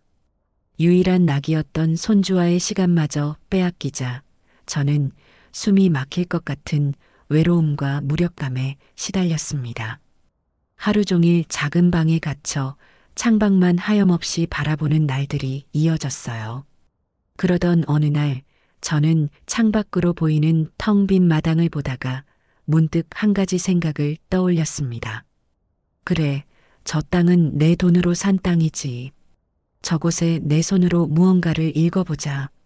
다음 날 저는 읍내 농기구상에 들러 작은 호미와 모종삽 그리고 여러 가지 채소 씨앗을 사왔습니다. 그리고 마당 한쪽 구석 햇볕이 가장 잘 드는 곳에 자리를 잡고 땅을 일구기 시작했어요. 딱딱하게 굳은 땅을 호미로 파내고 돌멩이를 골라내는 일은 생각보다 힘들었습니다. 하지만 흙냄새를 맡고 제 손으로 땅을 어루만지니 이상하게도 그동안 꽉 막혀있던 가슴이 조금씩 풀리는 기분이 들었습니다. 저는 그곳에 상추와 쑥갓, 고추와 토마토 모종을 정성껏 심었습니다. 제가 텃밭을 가꾸는 모습을 본 며느리는 길길이 날뛰었습니다. 어머님, 지금 뭐 하시는 거예요? 이 고급 주택 마당에 흙 파고 이게 무슨 짓이에요? 집 품격 떨어지게. 다영이는 마치 자기 집 정원에 쓰레기라도 버려진 것처럼 질색하며 소리쳤습니다. 품격? 사람이 사람답게 사는 게 품격이지 흙 파는 게 품격 떨어지는 일은 아니라고 생각한다만. 저는 허리를 펴고 며느리를 똑바로 쳐다보며 말했습니다. 당장 그만두세요. 이웃 사람들이 보면 뭐라고 하겠어요. 무슨 시골 촌구석도 아니고 마당에 고추나 심고 있다니. 창피해서 얼굴을 들고 다닐 수가 없네. 창피할 게 뭐 있니? 내 손으로 키운 채소, 내 자식 입에 넣어주면 좋은 거 아니냐? 너도 나중에 맛보면 그런 소리 못할 게다. 하지만 며느리는 제 말을 들으려 하지 않았습니다. 그날 이후 그녀는 매일같이 텃밭을 지날 때마다 보란듯이 인상을 찌푸리고 아이고 촌스러워라며 비아냥거렸습니다. 제가 물을 주고 잡초를 뽑는 동안 그녀는 팔짱을 낀 채 저를 한심하다는 듯이 쳐다보았죠. 그 텃밭은 저와 아들 내외 사이에 새로운 전쟁터가 되었습니다. 그들은 저를 집안에서 몰아내는 것도 모자라 이제는 제가 마당에 발붙이는 것조차 허락하지 않으려는 듯 했습니다. 하지만 저는 물러서지 않았습니다. 그 작은 텃밭은 이제 제게 단순한 채소밭이 아니었습니다. 그것은 그들의 억압 속에서 제가 지켜내야 할 제 마지막 남은 자존심의 영토였습니다. 며느리가 제 텃밭을 향해 퍼붓는 저주와 경멸은 날마다 그 강도를 더해갔습니다. 그녀는 제가 마당에 나설 때마다 마치 벌레를 보는 듯한 표정으로 창가에 서서 저를 감시했고 제가 애써 키운 상추잎에 벌레가 앉기라도 하면 온 동네가 떠나가라 비명을 질러댔습니다. 제가 물을 주고 잡초를 뽑는 동안 그녀는 일부러 마당에 나와 큰 소리로 통화를 했습니다. 어머, 우리 집? 말도 마. 요즘 마당에 파리가 들끓어서 창문도 못 열어. 웬 흙장난에 빠지셔서는 아이고 품격 떨어져서 정말 못 살겠다니까. 그 말들은 모두 제 등 뒤에 와서 박히는 날카로운 유리 조각 같았습니다. 아들 재민이는 아내의 그런 히스테리를 말리기는커녕 오히려 동조하며 제게 핀잔을 주었죠. 어머니, 그냥 좀 그만하시면 안 돼요?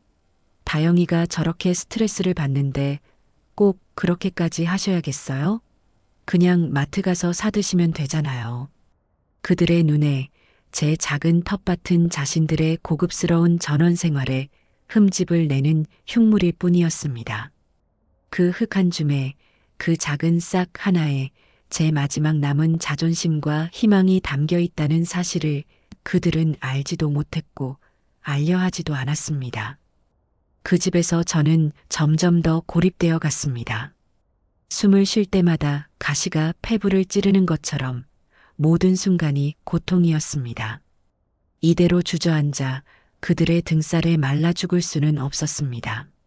저는 탈출구가 필요했습니다. 그날 아침 저는 평소보다 일찍 잠에서 깼습니다. 더 이상 그들이 차려주는 눈칫밥을 먹고 싶지 않아 새벽녘에 조용히 부엌으로 나가 제 몫의 아침을 챙겨 먹었습니다. 그리고는 제 방으로 돌아와 외출복으로 갈아입었죠. 제 손에는 얼마 전에 산 작은 경차의 열쇠가 들려 있었습니다. 차가 있다는 사실이 마치 든든한 아군을 얻은 것처럼 제게 용기를 주었습니다. 저는 조심스럽게 현관문을 열고 집을 나섰습니다. 아침에 차가운 공기가 폐부 깊숙이 들어오자 정신이 번쩍 드는 기분이었습니다. 작은 경차에 시동을 걸자 조용한 엔진음이 제 심장 소리처럼 규칙적으로 울렸습니다. 저는 어디로 가야 할지 정하지도 않은 채 무작정 차를 몰고 마을길을 빠져나왔습니다. 한참을 달리다 보니 마을 어귀에 있는 작은 마을회관 간판이 눈에 들어왔습니다. 평소에는 무심코 지나치던 곳이었죠. 오늘은 왠지 모르게 그곳으로 핸들을 돌리고 싶었습니다. 마을회관 앞 공터에 차를 세우고 안으로 들어서는 데는 생각보다 큰 용기가 필요했습니다. 이미 그곳은 수십 년간 같은 동네에서 살아온 어르신들의 끈끈한 유대감으로 가득 차 있었기 때문입니다. 제가 머뭇거리며 문을 열고 들어서자 안에서 풍겨 나오는 퀴퀴한 냄새와 함께 수십 개의 눈동자가 일제히 제게로 향했습니다. 화투를 치던 할머니들, 장기를 두던 할아버지들, 모두가 하던 일을 멈추고 낯선 침입자를 경계하는 눈빛으로 저를 쳐다보았습니다. 어색하고 불편한 침묵이 흘렀고 저는 괜히 왔다는 후회와 함께 발길을 돌리려 했습니다. 그때였습니다. 화투패를 손에 쥔 채 인상이 좋아 보이는 할머니 한 분이 제게 먼저 말을 걸어주었습니다. 어이구, 처음 보는 얼굴인데 저기 고래등 같은 2층 양옥집에 사는 새댁 아니셔? 칠순이 넘은 제게 새댁이라니 어처구니가 없으면서도 왠지 모르게 웃음이 나왔습니다. 이 동네에서는 제가 가장 막내뻘인 모양이었습니다. 아, 네, 맞습니다. 얼마 전에 이사 왔어요. 김금자라고 합니다. 아이고, 어서 와요. 뭘 그렇게 문간에 서 있어. 이리 와서 따뜻한 데 앉아서 커피나 한잔 해요. 그 할머니의 구수한 목소리 한마디에 팽팽하게 당겨져 있던 제 긴장의 끈이 탁 풀리는 것을 느꼈습니다. 저는 그들이 내어주는 플라스틱 의자에 엉거주춤 앉아 믹스커피가 담긴 뜨거운 종이컵을 받아들었습니다. 달달하고 구수한 커피가 목을 타고 넘어가자 얼어붙었던 몸과 마음이 사르르 녹는 것 같았어요. 그날을 시작으로 저는 매일같이 마을회관으로 출근 도장을 찍었습니다. 처음에는 구석에 앉아 다른 사람들의 이야기를 듣기만 했지만 며칠이 지나자 자연스럽게 그들의 대화에 끼어들 수 있게 되었습니다. 그곳에는 저마다의 사연을 가진 사람들이 모여 있었습니다. 자식에게 집이며 농밭이며 다 물려주고 이제는 용돈 타 쓰는 신세가 되었다는 할머니, 명절에도 얼굴 한번 보기 힘든 자식들을 그리워하며 술로 하루를 보내는 할아버지. 우리는 서로의 아픔을 나누고 서로의 처지를 위로하며 동질감을 느꼈습니다. 집에서는 없는 사람 취급을 받던 제가 이곳에서는 금자씨 새댁으로 불리며 온전한 한 사람으로 대접받고 있었습니다. 저는 그곳에서 잊고 있던 웃음을 되찾았고 살아있다는 감각을 다시 느끼기 시작했습니다. 특히 그 중에서도 점잖고 말이 없지만 가끔씩 툭툭 던지는 한마디의 깊은 지혜가 담겨 있는 박 영감님과는 유독 마음이 잘 통했습니다. 그는 젊었을 때 면사무소에서 오랫동안 일한 공무원 출신이라고 했습니다. 어느 날 저는 점심을 먹고 박 영감님과 함께 회관 앞 평상에 앉아 커피를 마시다가 제 속의 응어리를 털어놓았습니다. 텃밭 문제로 며느리와 매일같이 싸우는 제 신세가 너무나 처량했기 때문입니다. 아니, 내 돈으로 산 땅에 내 손으로 상추 좀 심겠다는데 그걸 가지고 집 품격이 떨어진다며 매일같이 사람을 들들 볶으니 정말이지 화병이 나서 죽을 지경이에요. 그깟 상추 몇 포기가 뭐라고 사람을 이렇게 비참하게 만드는지 모르겠어요. 제 하소연을 묵묵히 듣고 있던 박 영감님은 종이컵을 말없이 내려놓더니 안경을 고쳤으며 제게 물었습니다. 금자씨, 혹시 그 집 등기부등본, 그러니까 속칭 집문서라는 것을 한 번이라도 제대로 본 적이 있어? 네. 집문서요? 그건 아마 아들 녀석 내외가 가지고 있을 텐데요. 저는 집을 사고 팔 때 도장만 찍어줬지. 그런 서류는 제대로 본 적이 없네요. 허허, 금자씨. 싸움을 하려면 무기가 있어야 하는 법인데 가장 중요한 무기를 적의 손에 쥐어주고 있었구려. 박 영감님의 말은 제 머리를 망치로 한 대 치는 것 같았습니다. 그 집을 지을 때 금자씨 돈이 얼마나 들어갔는지 그걸 증명할 수 있는 서류가 있어? 예를 들면 상가 건물을 판 매매 계약서라든지 그 돈이 아들 통장으로 들어간 은행 거래 내역서 같은 것 말이요. 네, 그런 서류들은 예전에 살던 집에서 가져온 짐 보따리 어딘가에 있을 겁니다. 워낙 오래된 서류들이라 신경도 안 쓰고 있었네요. 지금 당장 집으로 가서 그 서류들을 찾으시오. 그리고 아들 내외 방을 뒤져서라도 집문서를 찾아내서 금자씨가 직접 가지고 있어야 합니다. 말로만 내 돈이다, 내 땅이다 하고 소리치는 것과 서류를 눈앞에 딱 내미는 것은 하늘과 땅 차이요. 그 서류들이야말로 금자씨의 가장 강력한 창이자 방패가 될 것이요. 박 영감님의 조언은 안개 속을 헤매던 제게 한 줄기 빛과 같았습니다. 그동안 저는 그저 억울하고 분한 마음에 감정적으로만 대응해 왔습니다. 하지만 이제는 달라져야 했습니다. 저는 그들에게 제 권리가 무엇인지, 이 집의 진정한 주인이 누구인지를 법과 서류로 똑똑히 보여주어야 했습니다. 그날 집으로 돌아오는 제 발걸음은 그 어느 때보다 비장했습니다. 집에 도착하니 다행히 아들 내외는 마트에 장을 보러 가고 없었습니다. 지금이 기회였습니다. 저는 떨리는 마음을 다잡고 평생 처음으로 2층에 있는 그들의 안방으로 향했습니다. 남의 방에 몰래 들어간다는 죄책감이 들었지만 제 생존을 위해서는 어쩔 수 없는 일이었습니다. 그들의 방은 온갖 명품과 값비싼 물건들로 가득 차 있었습니다. 마치 백화점 쇼룸을 옮겨놓은 것 같았죠. 그 모든 것이 제 피와 땀으로 이루어졌다고 생각하니 속에서 천불이 끓어올랐습니다. 저는 분노를 억누르며 그들의 서랍장을 하나씩 열어보았습니다. 그리고 마침내 가장 아래쪽 서랍 깊숙한 곳에서 부동산 등기권리증이라고 쓰인 빳빳한 서류 봉투를 찾아냈습니다. 심장이 쿵쾅거렸습니다. 봉투를 열어보니 토지와 건물의 소유줄 안에 아들 내외와 제 이름이 나란히 적혀 있었습니다. 지분 표시는 없었지만 이것만으로도 제게는 천군만마를 얻은 것과 같았습니다. 저는 그 서류를 품에 안고 제 방으로 내려왔습니다.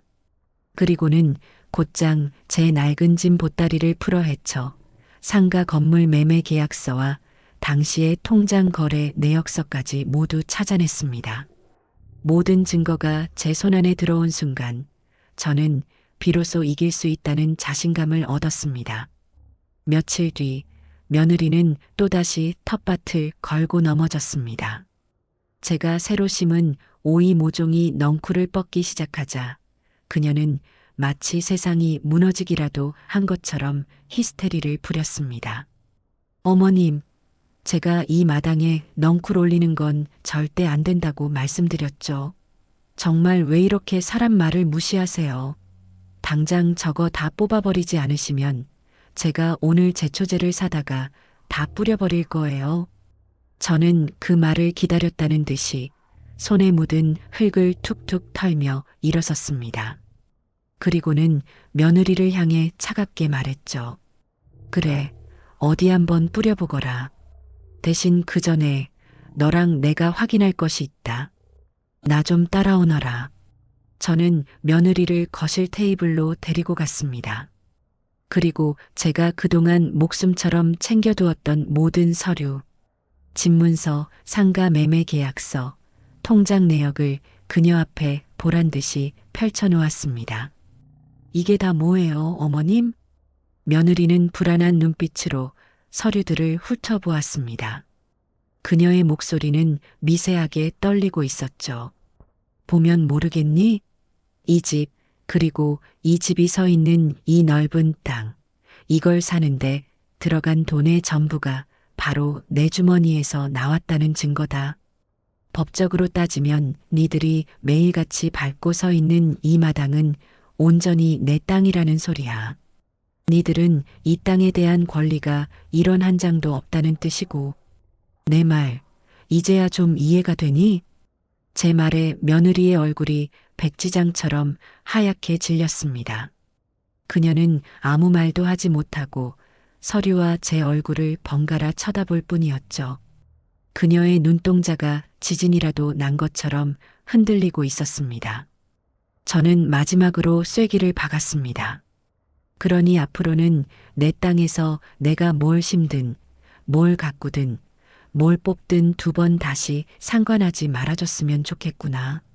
네가 그렇게 입에 달고 사는 품격이라는 건 남의 권리를 함부로 짓밟지 않는 데서 나오는 거란다. 내 땅에서 내가 주인 행세하는 게 그렇게 안 입고 오면 네 돈으로 땅 사서 네 마음대로 품격 차리며 살면 될 일이다. 알겠니?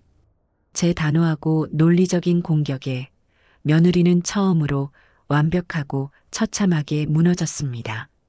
그녀는 더 이상 아무런 반박도 하지 못하고 분한 표정으로 입술만 파르르 떨 뿐이었죠. 그날 오후 저는 다시 텃밭으로 나갔습니다. 아까보다 햇살이 훨씬 더 따뜻하고 눈부시게 느껴졌습니다. 저는 제 손으로 일군 작은 땅 위에 서서 처음으로 진정한 주인이 된 기분을 만끽했습니다. 이것은 단순히 텃밭을 지켜낸 싸움이 아니었습니다. 이것은 제 존재와 권리 그리고 제 남은 인생을 되찾기 위한 위대한 전쟁의 서막이었습니다. 그 이후 우리 집에는 폭풍 전야와 같은 위태로운 평화가 찾아왔습니다. 며느리는 더 이상 제 텃밭을 향해 독서를 퍼붓지 않았고 제 앞에서 대놓고 저를 무시하는 행동도 삼갔습니다. 하지만 그것은 결코 저를 존중해서가 아니었습니다. 그녀의 눈빛 속에는 여전히 식지 않은 분노와 함께 두고 보자는 식의 교활한 도끼가 서려 있었죠. 아들 역시 마찬가지였습니다. 제 앞에서는 아무 말도 하지 않았지만 밤이 되면 2층에서 그들의 방에서 낮은 목소리로 저를 원망하고 대책을 논의하는 소리가 어렴풋이 들려왔습니다. 그들은 제가 휘두른 서류라는 칼에 잠시 물러섰을 뿐 제 등 뒤에서 더 날카로운 칼을 갈고 있다는 것을 저는 본능적으로 느낄 수 있었습니다. 마을회관의 박 영감님은 제 승리를 진심으로 축하해 주면서도 동시에 신중한 조언을 잊지 않았습니다. 금자씨, 아주 큰일을 해내셨소. 하지만 이걸로 저들이 완전히 꼬리를 내렸다고 생각하면 큰 오산이요.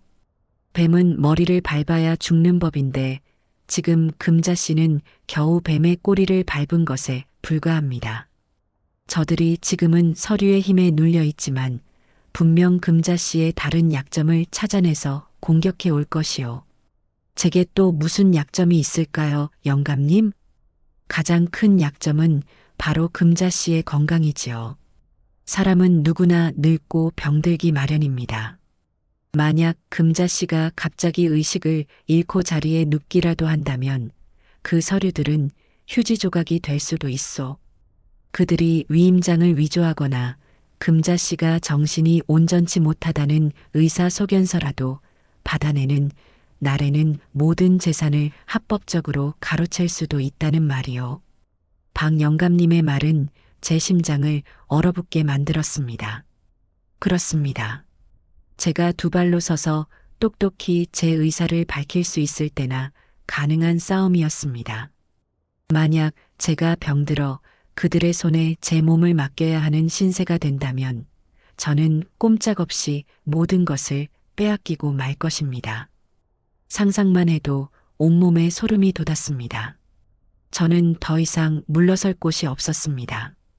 제 마지막 인생을 안전하게 지키기 위해서는 그 어떤 상황에서도 흔들리지 않을 완벽하고 절대적인 법적인 방패가 필요했습니다. 박 영감님의 주선으로 저는 다시 한번 그 젊고 총명한 변호사를 찾아갔습니다. 이번에는 박 영감님도 제 곁을 든든하게 지켜주었죠. 변호사 사무실의 문을 열고 들어서는 제 발걸음은 처음과는 비교도 안 될 만큼 단단하고 확신에 차 있었습니다. 저는 변호사에게 그동안 있었던 모든 일을 상세히 설명하고 제 마지막 결심을 이야기했습니다. 변호사님, 이제는 더 이상 그들에게 그 어떤 미련도 기대도 없습니다. 제가 원하는 것은 단 하나입니다. 제가 살아있는 동안에는 제 재산을 온전히 제 것으로 지키고 제가 죽은 후에는 제 피와 땀이 밴 이 재산이 그들의 손에 단 1원 한 장도 들어가지 않게 하는 겁니다. 그게 법적으로 가능할까요? 제 비장한 물음에 변호사는 제 서류들을 다시 한번 검토하더니 확신에 찬 목소리로 대답했습니다. 물론입니다, 어머님. 가능하고 말고요. 어머님의 경우는 자금 출처가 100% 어머님이시라는 증거가 차고 넘치기 때문에 법적으로 어머님의 권리를 완벽하게 보호할 수 있습니다. 지금이라도 당장 명의신탁 해지를 원인으로 한 소유권 이전 등기 소송을 통해 등기부등본에서 아드님 내외의 이름을 깨끗하게 지워버릴 수도 있습니다. 그 말을 들으니 속이 다 후련했습니다. 하지만 저는 소송이라는 시끄러운 절차보다는 더 조용하고 확실한 방법을 원했습니다. 소송은 최후의 수단으로 남겨두고 싶습니다. 그 전에 제가 할 수 있는 가장 확실한 방법은 무엇일까요? 그렇다면 어머님의 뜻을 가장 완벽하게 관철할 수 있는 방법은 바로 유언대용 신탁계약을 체결하시는 겁니다. 어머님의 전 재산을 신탁회사에 맡기시되 살아계시는 동안에는 모든 관리와 처분 권한을 어머님께서 그대로 가지시는 겁니다. 그리고 사후의 재산 귀속지를 아드님이 아닌 제3자로 명확히 지정해 두는 거죠. 이 계약서는 유언장보다도 법적 효력이 강력해서 나중에 그들이 유류분 반환 청구 소송 같은 복잡한 문제를 걸어와도 뒤집기가 거의 불가능합니다. 어머님의 뜻이 가장 확실하게 보호받는 방법이죠. 저는 그 자리에서 바로 유언대용 신탁계약을 진행해달라고 요청했습니다. 며칠 뒤 저는 변호사 사무실에서 신탁회사 직원과 마주 앉아 정식으로 계약서에 도장을 찍었습니다. 계약서의 가장 중요한 조항 사후 수익자를 지정하는 란에 저는 잠시 망설였습니다. 제 머릿속에 아들 재민이의 어릴 적 모습이 스쳐 지나갔기 때문입니다. 하지만 이내 저는 마음을 굳게 먹고 또박또박 제 의사를 밝혔습니다. 사후 수익자는 사회복지법인 5호 고아원으로 지정해 주십시오. 제 평생의 재산이 향할 마지막 종착지를 결정하는 순간이었습니다. 아들의 이름 대신 들어간 낯선 고아원의 이름이 제 마음을 아프게 찌르면서도 동시에 기묘한 해방감을 안겨주었습니다. 서류에 제 이름 석자와 함께 인감도장을 찍는 순간 눈물이 핑 돌았습니다. 자식을 위해 평생을 바친 어미가 결국에는 그 자식에게 아무것도 물려주지 않겠다는 증서를 작성하고 있는 이 현실이 너무나도 서글펐기 때문입니다. 하지만 저는 눈물을 삼켰습니다.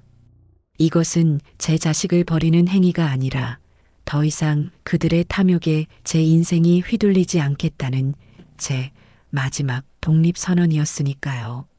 모든 법적 절차를 마친 저는 이제 천하무적의 갑옷을 입은 장수가 된 기분이었습니다.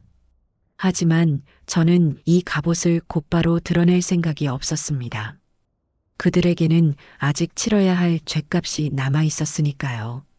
그들에게 마지막으로 회개할 기회를 주는 척하며 그들의 탐욕스러운 본성이 어디까지 뻗어나가는지 제 눈으로 똑똑히 확인하고 싶었습니다. 그날 이후 저는 마을회관에서 본격적인 연기를 시작했습니다. 이전보다 더 자주, 더 크게 한숨을 쉬며 제 신세를 한탄했습니다. 아이고, 늙으면 빨리 죽어야지.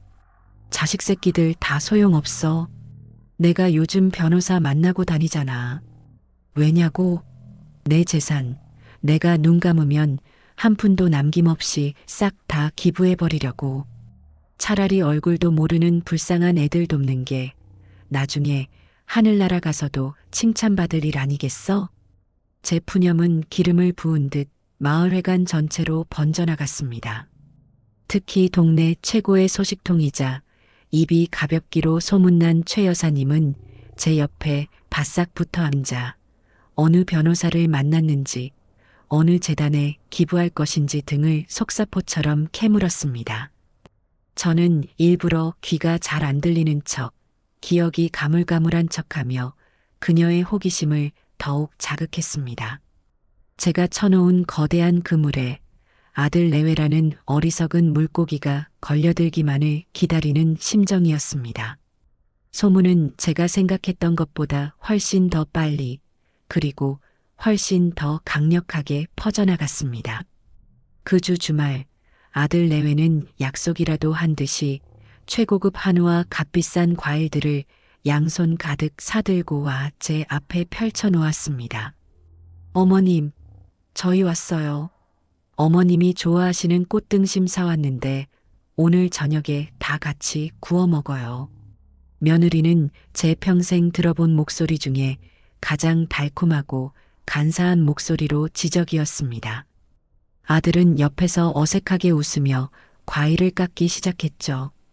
저는 아무것도 모른다는 표정으로 그들의 쇼를 감상했습니다. 아이고, 이게 다 얼마냐? 무슨 바람이 불어서 이렇게 비싼 걸 다 사왔어. 바람은요? 다 어머님 몸보신 시켜드리려고 사왔죠. 어머님이 건강하게 오래오래 저희 곁에 계셔야죠. 그렇죠, 여보. 그럼요, 어머니. 어머니는 저희 집의 기둥이신데요. 그들의 대화는 마치 잘 짜인 연극 대본 같았습니다. 그날 저녁 저는 그들이 정성껏 차려준 위선의 만찬을 맛있게 받아 먹었습니다. 식사를 하는 내내 그들은 제 기분을 살피고 제 건강을 걱정하고 제 말 한마디 한마디에 귀를 기울였습니다. 제가 일부러 음식을 흘리자 며느리는 조금의 망설임도 없이 무릎을 꿇고 제 옷에 묻은 얼룩을 닦아주기까지 했습니다. 그 모습이 어찌나 지극정성인지 모르는 사람이 봤다면 천하에 둘도 없는 효부라고 칭찬했을 겁니다. 그들의 효자, 효부 코스프레는 그날 이후로 더욱 노골적이고 집요해졌습니다. 아침 저녁으로 제 방에 찾아와 문안 인사를 올렸고 제가 좋아하는 텔레비전 프로그램을 미리 알아뒀다가 시간을 맞춰 틀어주었으며 주말에는 억지로 제 손을 끌고 나와 산책을 했습니다. 그들의 행동 하나하나가 너무나 부자연스러워서 저는 때때로 웃음을 참기가 힘들었습니다. 그들은 제가 정말로 치매에 걸린 노인처럼 자신들의 의도를 전혀 파악하지 못하고 있다고 굳게 믿는 듯 했습니다. 어느 날 며느리가 제 손을 잡고 조심스럽게 물었습니다. 어머님, 요즘 마을회관 다니시면서 이상한 사람들 만나시는 건 아니죠? 누가 어머님 재산 노리고 접근해서 기분이 뭐니 하면서 꼬드기는 사기꾼들도 많대요. 어머님은 마음이 너무 좋으셔서 걱정이에요. 저는 잠시 멍한 표정을 짓다가 천진난만하게 대답했습니다. 응? 기부? 아이고, 내가 그랬나? 하도 정신이 오락가락해서. 그래도 좋은 일 한다는데 나쁠 건 없지 않겠니? 제 대답에 며느리의 얼굴이 순간 굳어지는 것을 저는 놓치지 않았습니다.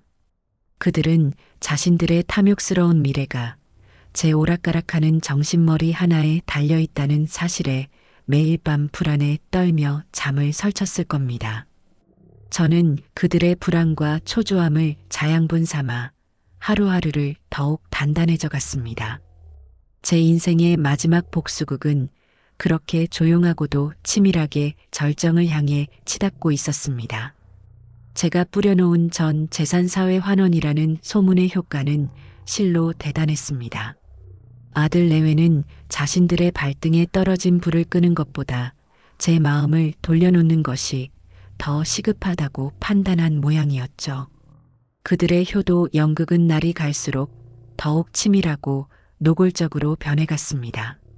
하지만 너무 오랫동안 연기를 하면 배우가 지치기 마련이고 억지로 쓴 가면은 언젠가 반드시 균열이 생기기 마련입니다. 그들의 인내심이 바닥을 드러내기 시작한 것은 그들의 가식적인 효도가 2달째에 접어들 무렵이었습니다. 어느 날 저녁 며느리는 자기가 직접 만들었다며 제게 정체불명의 죽을 내밀었습니다. 전복이며 송이버섯이며 몸에 좋다는 것은 다 때려 넣은 듯 보였지만 비린내가 역해서 도저히 한술도 뜰 수가 없었죠. 제가 수저를 내려놓자 며느리의 얼굴에 순간적으로 짜증이 스쳐 지나갔습니다. 어머님, 제가 어머님 건강 생각해서 얼마나 힘들게 만든 건데 한술도 안 드시면 어떡해요. 그녀는 금세 상냥한 표정을 되찾았지만 저는 그녀의 목소리에 담긴 미세한 분노의 떨림을 놓치지 않았습니다. 그들은 점점 지쳐가고 있었습니다. 자신들의 노력에도 불구하고 제가 재산을 기부하겠다는 뜻을 꺾지 않자 초조함이 분노로 변해가고 있는 것이었죠. 저는 그들의 균열을 흥미롭게 지켜보며 결정적인 한 방이 터져 나올 순간만을 기다리고 있었습니다. 그리고 그 순간은 온 동네가 저녁밥을 짓는 구수한 연기로 가득하던 어느 평일 초저녁 아주 요란한 방식으로 찾아왔습니다. 제가 텃밭에서 막 솎아낸 어린 배추를 다듬고 있는데 대문 밖에서부터 시끄러운 고함 소리가 들려왔습니다. 윤재민 씨 집에 있는 거 다 알아. 문 안 열어. 저는 깜짝 놀라하던 일을 멈추고 대문 쪽을 쳐다보았습니다. 곧이어 육중한 대문이 거칠게 열리고 험상궂은 인상의 사내 2명이 삿대질을 하며 마당으로 성큼성큼 들어섰습니다. 그들은 술이 거나하게 취해 있었고 눈은 탐욕과 분노로 번들거렸습니다. 여기가 윤재민 씨 집 맞지? 당신 윤재민이 엄마야? 우락부락한 인상의 사내가 제 턱 밑까지 얼굴을 들이밀며 위협적으로 물었습니다. 저는 주눅 들지 않으려고 애쓰며 허리를 꼿꼿이 세우고 대답했습니다. 그런데요. 우리 아들은 아직 퇴근 전인데 무슨 일로 이리 소란을 피우시오? 그러자 그 사내는 코웃음을 치며 품에서 구겨진 차용증을 꺼내 제 눈앞에서 흔들었습니다. 아들이 사업한다고 돈을 빌려갔으면 갚는 게 순리 아니야. 마누라까지 보증인으로 세워놓고는 몇 달째 이자 한 푼 안 갚고 전화까지 피하고 있어? 우리가 우습게 보여? 그들은 마당을 이리저리 둘러보며 고래고래 소리를 질렀습니다. 집은 아주 으리으리하게 지어놓고 사네. 남의 피 같은 돈으로 호의호식하고 있었구먼. 좋게 말할 때 아들놈한테 똑똑히 전해. 이번 주까지 원금에 이자까지 깨끗하게 정리 안 하면 이 예쁜 집 대문에 빨간 딱지 붙여서 경매에 넘겨버릴 테니까. 알았어. 그들은 제가 애지중지 가꾸는 텃밭의 고추지지대를 발로 걷어차고 마당에 보기 흉하게 침까지 탁 뱉고 나서야 욕설을 짓거리며 사라졌습니다. 저는 그 자리에 얼어붙은 채 그들이 남기고 간 아수라장을 멍하니 바라보았습니다. 아들이 사업을 한다는 것도 빚을 졌다는 것도 처음 듣는 이야기였습니다. 온몸에 피가 차갑게 식고 손발이 벌벌 떨려왔습니다. 그날 밤 퇴근하고 돌아온 아들 내외의 얼굴은 흑빛이었습니다. 이미 빚쟁이들에게서 연락을 받고 모든 상황을 파악한 모양이었죠. 저는 아무 말도 하지 않고 저녁 식사가 끝나기만을 기다렸습니다. 식사가 끝나자마자 저는 그들을 거실 소파에 앉혔습니다.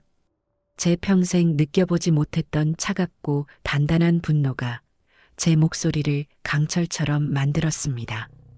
오늘 낮에 빚쟁이들이 찾아왔었다. 니들 사업 자금 때문에 진 빚이라더구나. 대체 이게 다 무슨 일이니? 내게 똑똑히 설명해 보거라. 제 서늘한 추궁에 아들 재민이의 얼굴이 와르르 무너져 내렸습니다. 며느리 다영이 역시 고개를 푹 숙인 채 말이 없었죠. 한참을 끄끄거리던 아들이 마침내 모든 것을 실토하기 시작했습니다. 친구와 함께 인터넷으로 수입 의류를 판매하는 쇼핑몰을 운영했는데 더 크게 키워보려는 욕심에 여기저기서 사채까지 끌어다 썼다는 것이었습니다. 하지만 믿었던 친구는 사업 자금을 몽땅 들고 해외로 도망쳐 버렸고 모든 빚은 고스란히 아들과 연대 보증을 선 며느리의 몫으로 남게 되었다는 드라마에서나 나올 법한 통속적인 이야기였습니다. 그들의 이야기는 구차했고 변명으로 가득 차 있었지만 한 가지 사실만은 명확했습니다. 그들이 자신들의 힘으로는 도저히 감당할 수 없는 거대한 빚더미에 깔려 허우적거리고 있다는 것. 그리고 그들이 기댈 곳은 이제 이 세상에 저 하나밖에 남지 않았다는 것. 모든 고백이 끝나자 며느리가 기다렸다는 듯이 제 앞에 무릎을 꿇고 애원하기 시작했습니다. 그녀의 연기력은 그 어떤 배우보다도 뛰어났습니다. 어머님, 저희가 정말 죽을 죄를 지었어요. 어머님께는 차마 걱정 끼쳐드릴 수 없어서 저희끼리 어떻게든 해결해 보려고 발버둥 쳤는데 이제는 정말 방법이 없어요. 흑흑. 아들이 그 옆에 따라 무릎을 꿇으며 울부짖었습니다. 그의 눈물에는 연기인지 진심인지 모를 절박함이 묻어 있었습니다. 어머니, 이 집이 있잖아요. 이 집을 담보로 잡히면 은행에서 대출을 받아서 급한 빚은 막을 수 있어요. 어머니께서 제발 허락만 해주시면 저희 다시 일어설 수 있어요. 어머니는 제 유일한 희망이에요. 어머니, 제발 저희 좀 살려주세요. 결국 그들의 마지막 목적지는 이 집이었습니다. 제 인생의 모든 것이 담긴 이 집을 담보로 자신들의 어리석음과 탐욕이 만들어낸 빚잔치를 치르려는 것이었죠. 그들은 일말의 망설임이나 죄책감도 없이 제 마지막 보루마저 자신들의 탐욕을 위해 내놓으라고 그것이 어미의 의무인 양 당당하게 요구하고 있었습니다. 저는 그들의 처절한 연기를 묵묵히 지켜보았습니다. 그들의 눈물은 뜨거웠지만 그 안에는 단 한 방울의 진정한 뉘우침도 담겨 있지 않았습니다. 오직 자신들의 절망적인 상황을 벗어나고픈 이기심만이 끈적하게 고여 있었죠. 한참의 침묵이 흘렀습니다. 거실에는 그들의 흐느낌과 시계 초침 소리만이 또렷하게 들려왔습니다. 마침내 저는 차갑고 조용한 목소리로 입을 열었습니다. 제 목소리는 얼음장처럼 차갑고 단단했습니다. 싫다. 제 단호한 한마디에 그들의 울음소리가 거짓말처럼 뚝 그쳤습니다. 그들은 믿을 수 없다는 표정으로 저를 쳐다보았어요. 네, 어머니 지금 뭐라고? 내가 왜 내 평생의 피와 땀이 담긴 이 집을 담보로 잡혀서 너희의 빚잔치를 해줘야 하냐고 묻고 있다. 이 집은 내 집이다. 내가 시장 바닥에서 허리가 휘도록 일해서 내 손으로 올린 내 성이야. 내가 왜 내 성을 너희의 어리석음과 탐욕을 위해 내주어야 하지? 며느리가 다급하게 소리쳤습니다. 그녀의 목소리에는 애원이 아닌 날카로운 분노가 섞여 있었습니다. 어머님, 저희가 망하면 어머님은 괜찮으실 것 같아요? 빚쟁이들이 매일같이 이 집으로 들이닥쳐서 행패를 부릴 텐데 어머님이라고 편히 사실 수 있을 것 같냐고요. 그것은 애원이 아니라 명백한 협박이었습니다. 저는 그들의 마지막 발악에 실소를 터뜨렸습니다. 그래, 아주 좋은 것을 가르쳐 주었구나.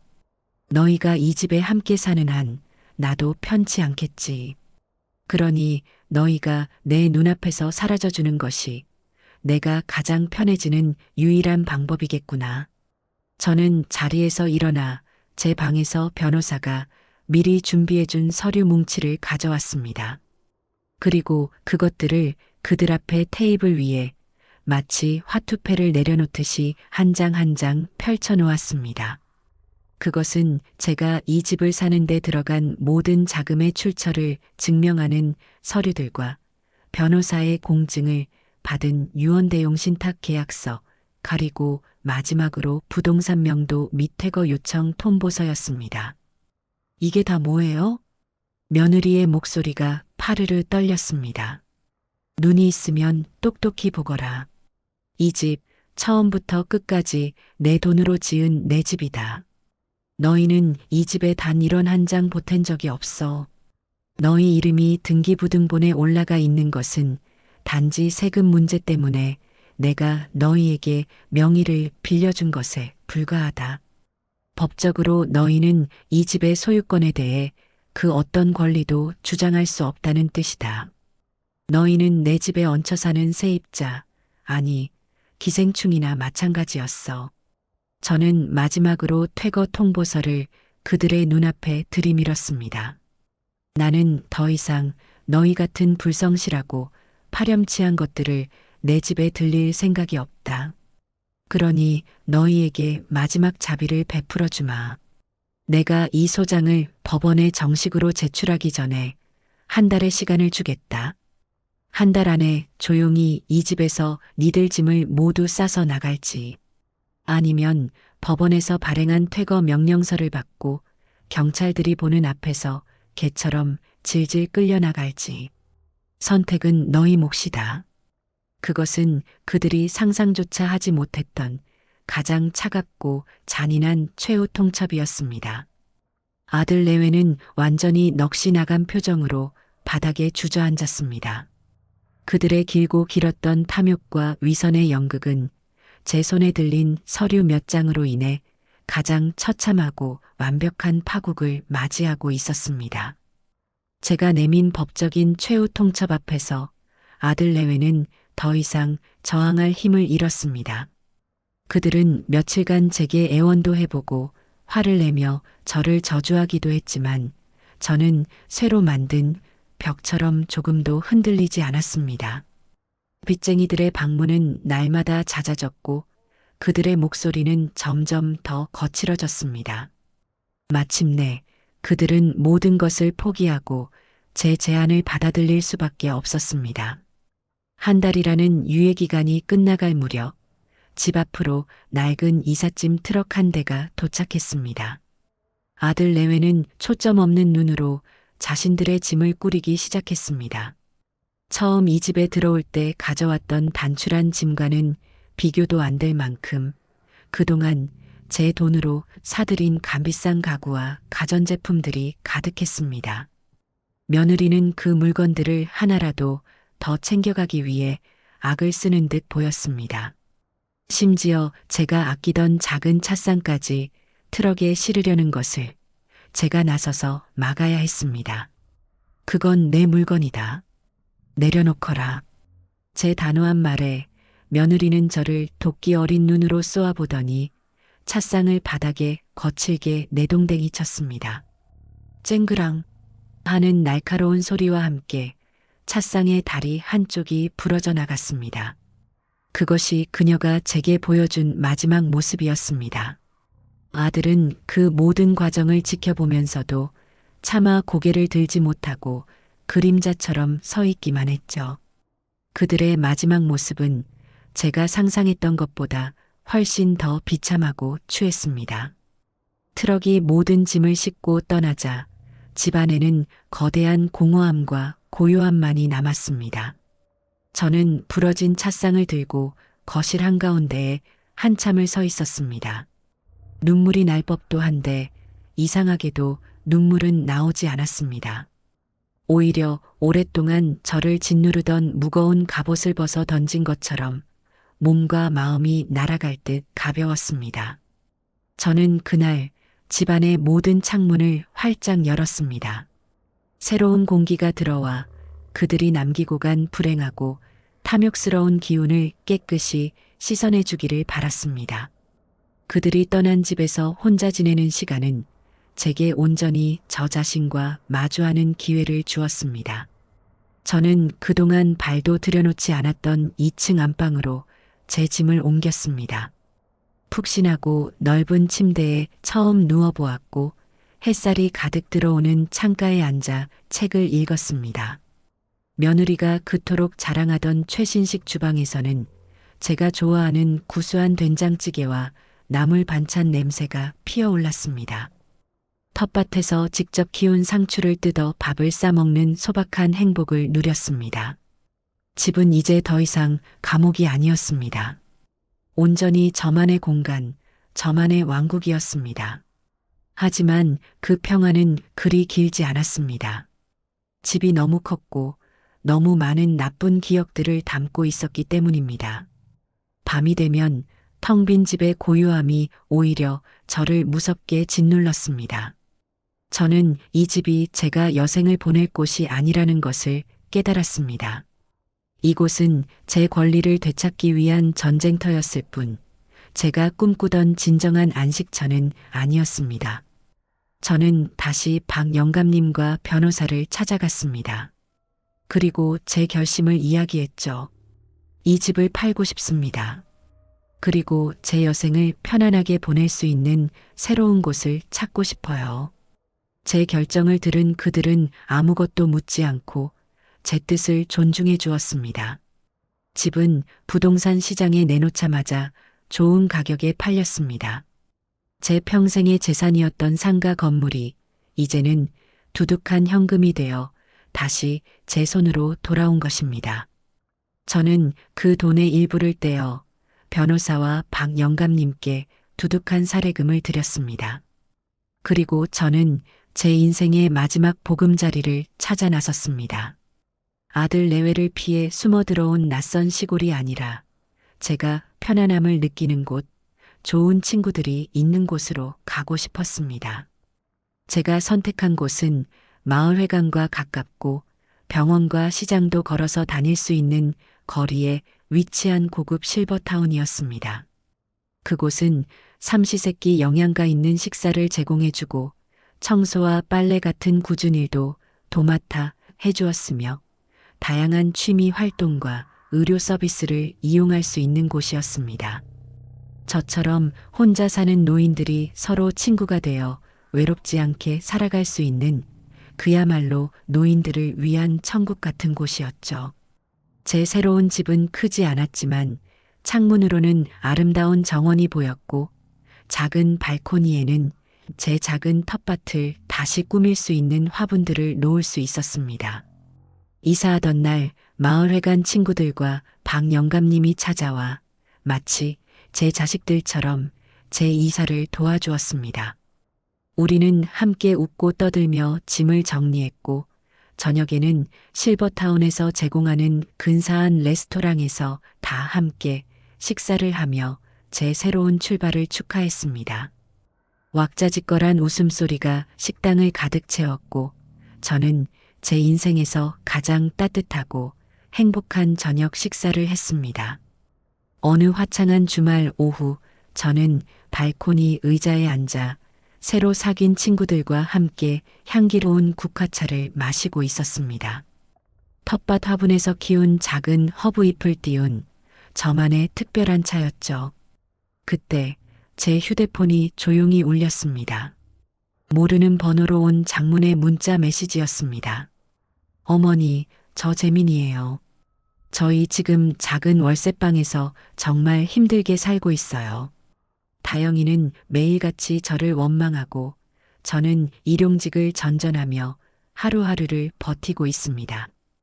어머니가 주신 돈은 빚 갚는 데 다 쓰고 이제는 정말 수중에 10,000원 한 장이 없네요. 어머니, 저희가 정말 잘못했어요. 저희가 어리석었어요. 어머니의 사랑을 당연하게 생각했던 저희를 용서해 주세요. 제발 마지막으로 딱 한 번만 저희를 도와주시면 안 될까요? 라면이라도 끓여 먹을 돈이 없습니다. 제발. 저는 그 길고 구차한 메시지를 눈 하나 깜빡하지 않고 마지막 문장까지 묵묵히 다 읽었습니다. 그리고는 한치의 망설임도 없이 삭제 버튼을 길게 눌렀습니다. 제 마음은 잔잔한 호수처럼 그 어떤 미련의 파문도 잃지 않았습니다. 어미의 사랑은 자식이 딛고 일어서는 단단한 땅이 되어야지 끝없이 추락하는 자식과 함께 빠지는 늪이 되어서는 안 되는 것이었습니다. 휴대폰을 내려놓고 저는 다시 친구들을 향해 돌아보았습니다. 자, 다들 차가 식겠네. 어서 들어요. 이 국화차 한 잔 마시면 10년은 젊어진다니까. 제 말에 친구들이 까르르 웃음을 터뜨렸고 우리의 행복한 웃음소리는 맑고 높은 가을 하늘 아래로 멀리 퍼져나갔습니다. 그것은 제 고통스러웠던 과거를 완벽하게 씻어내는 세상에서 가장 시원하고 통쾌한 자유의 소리였습니다.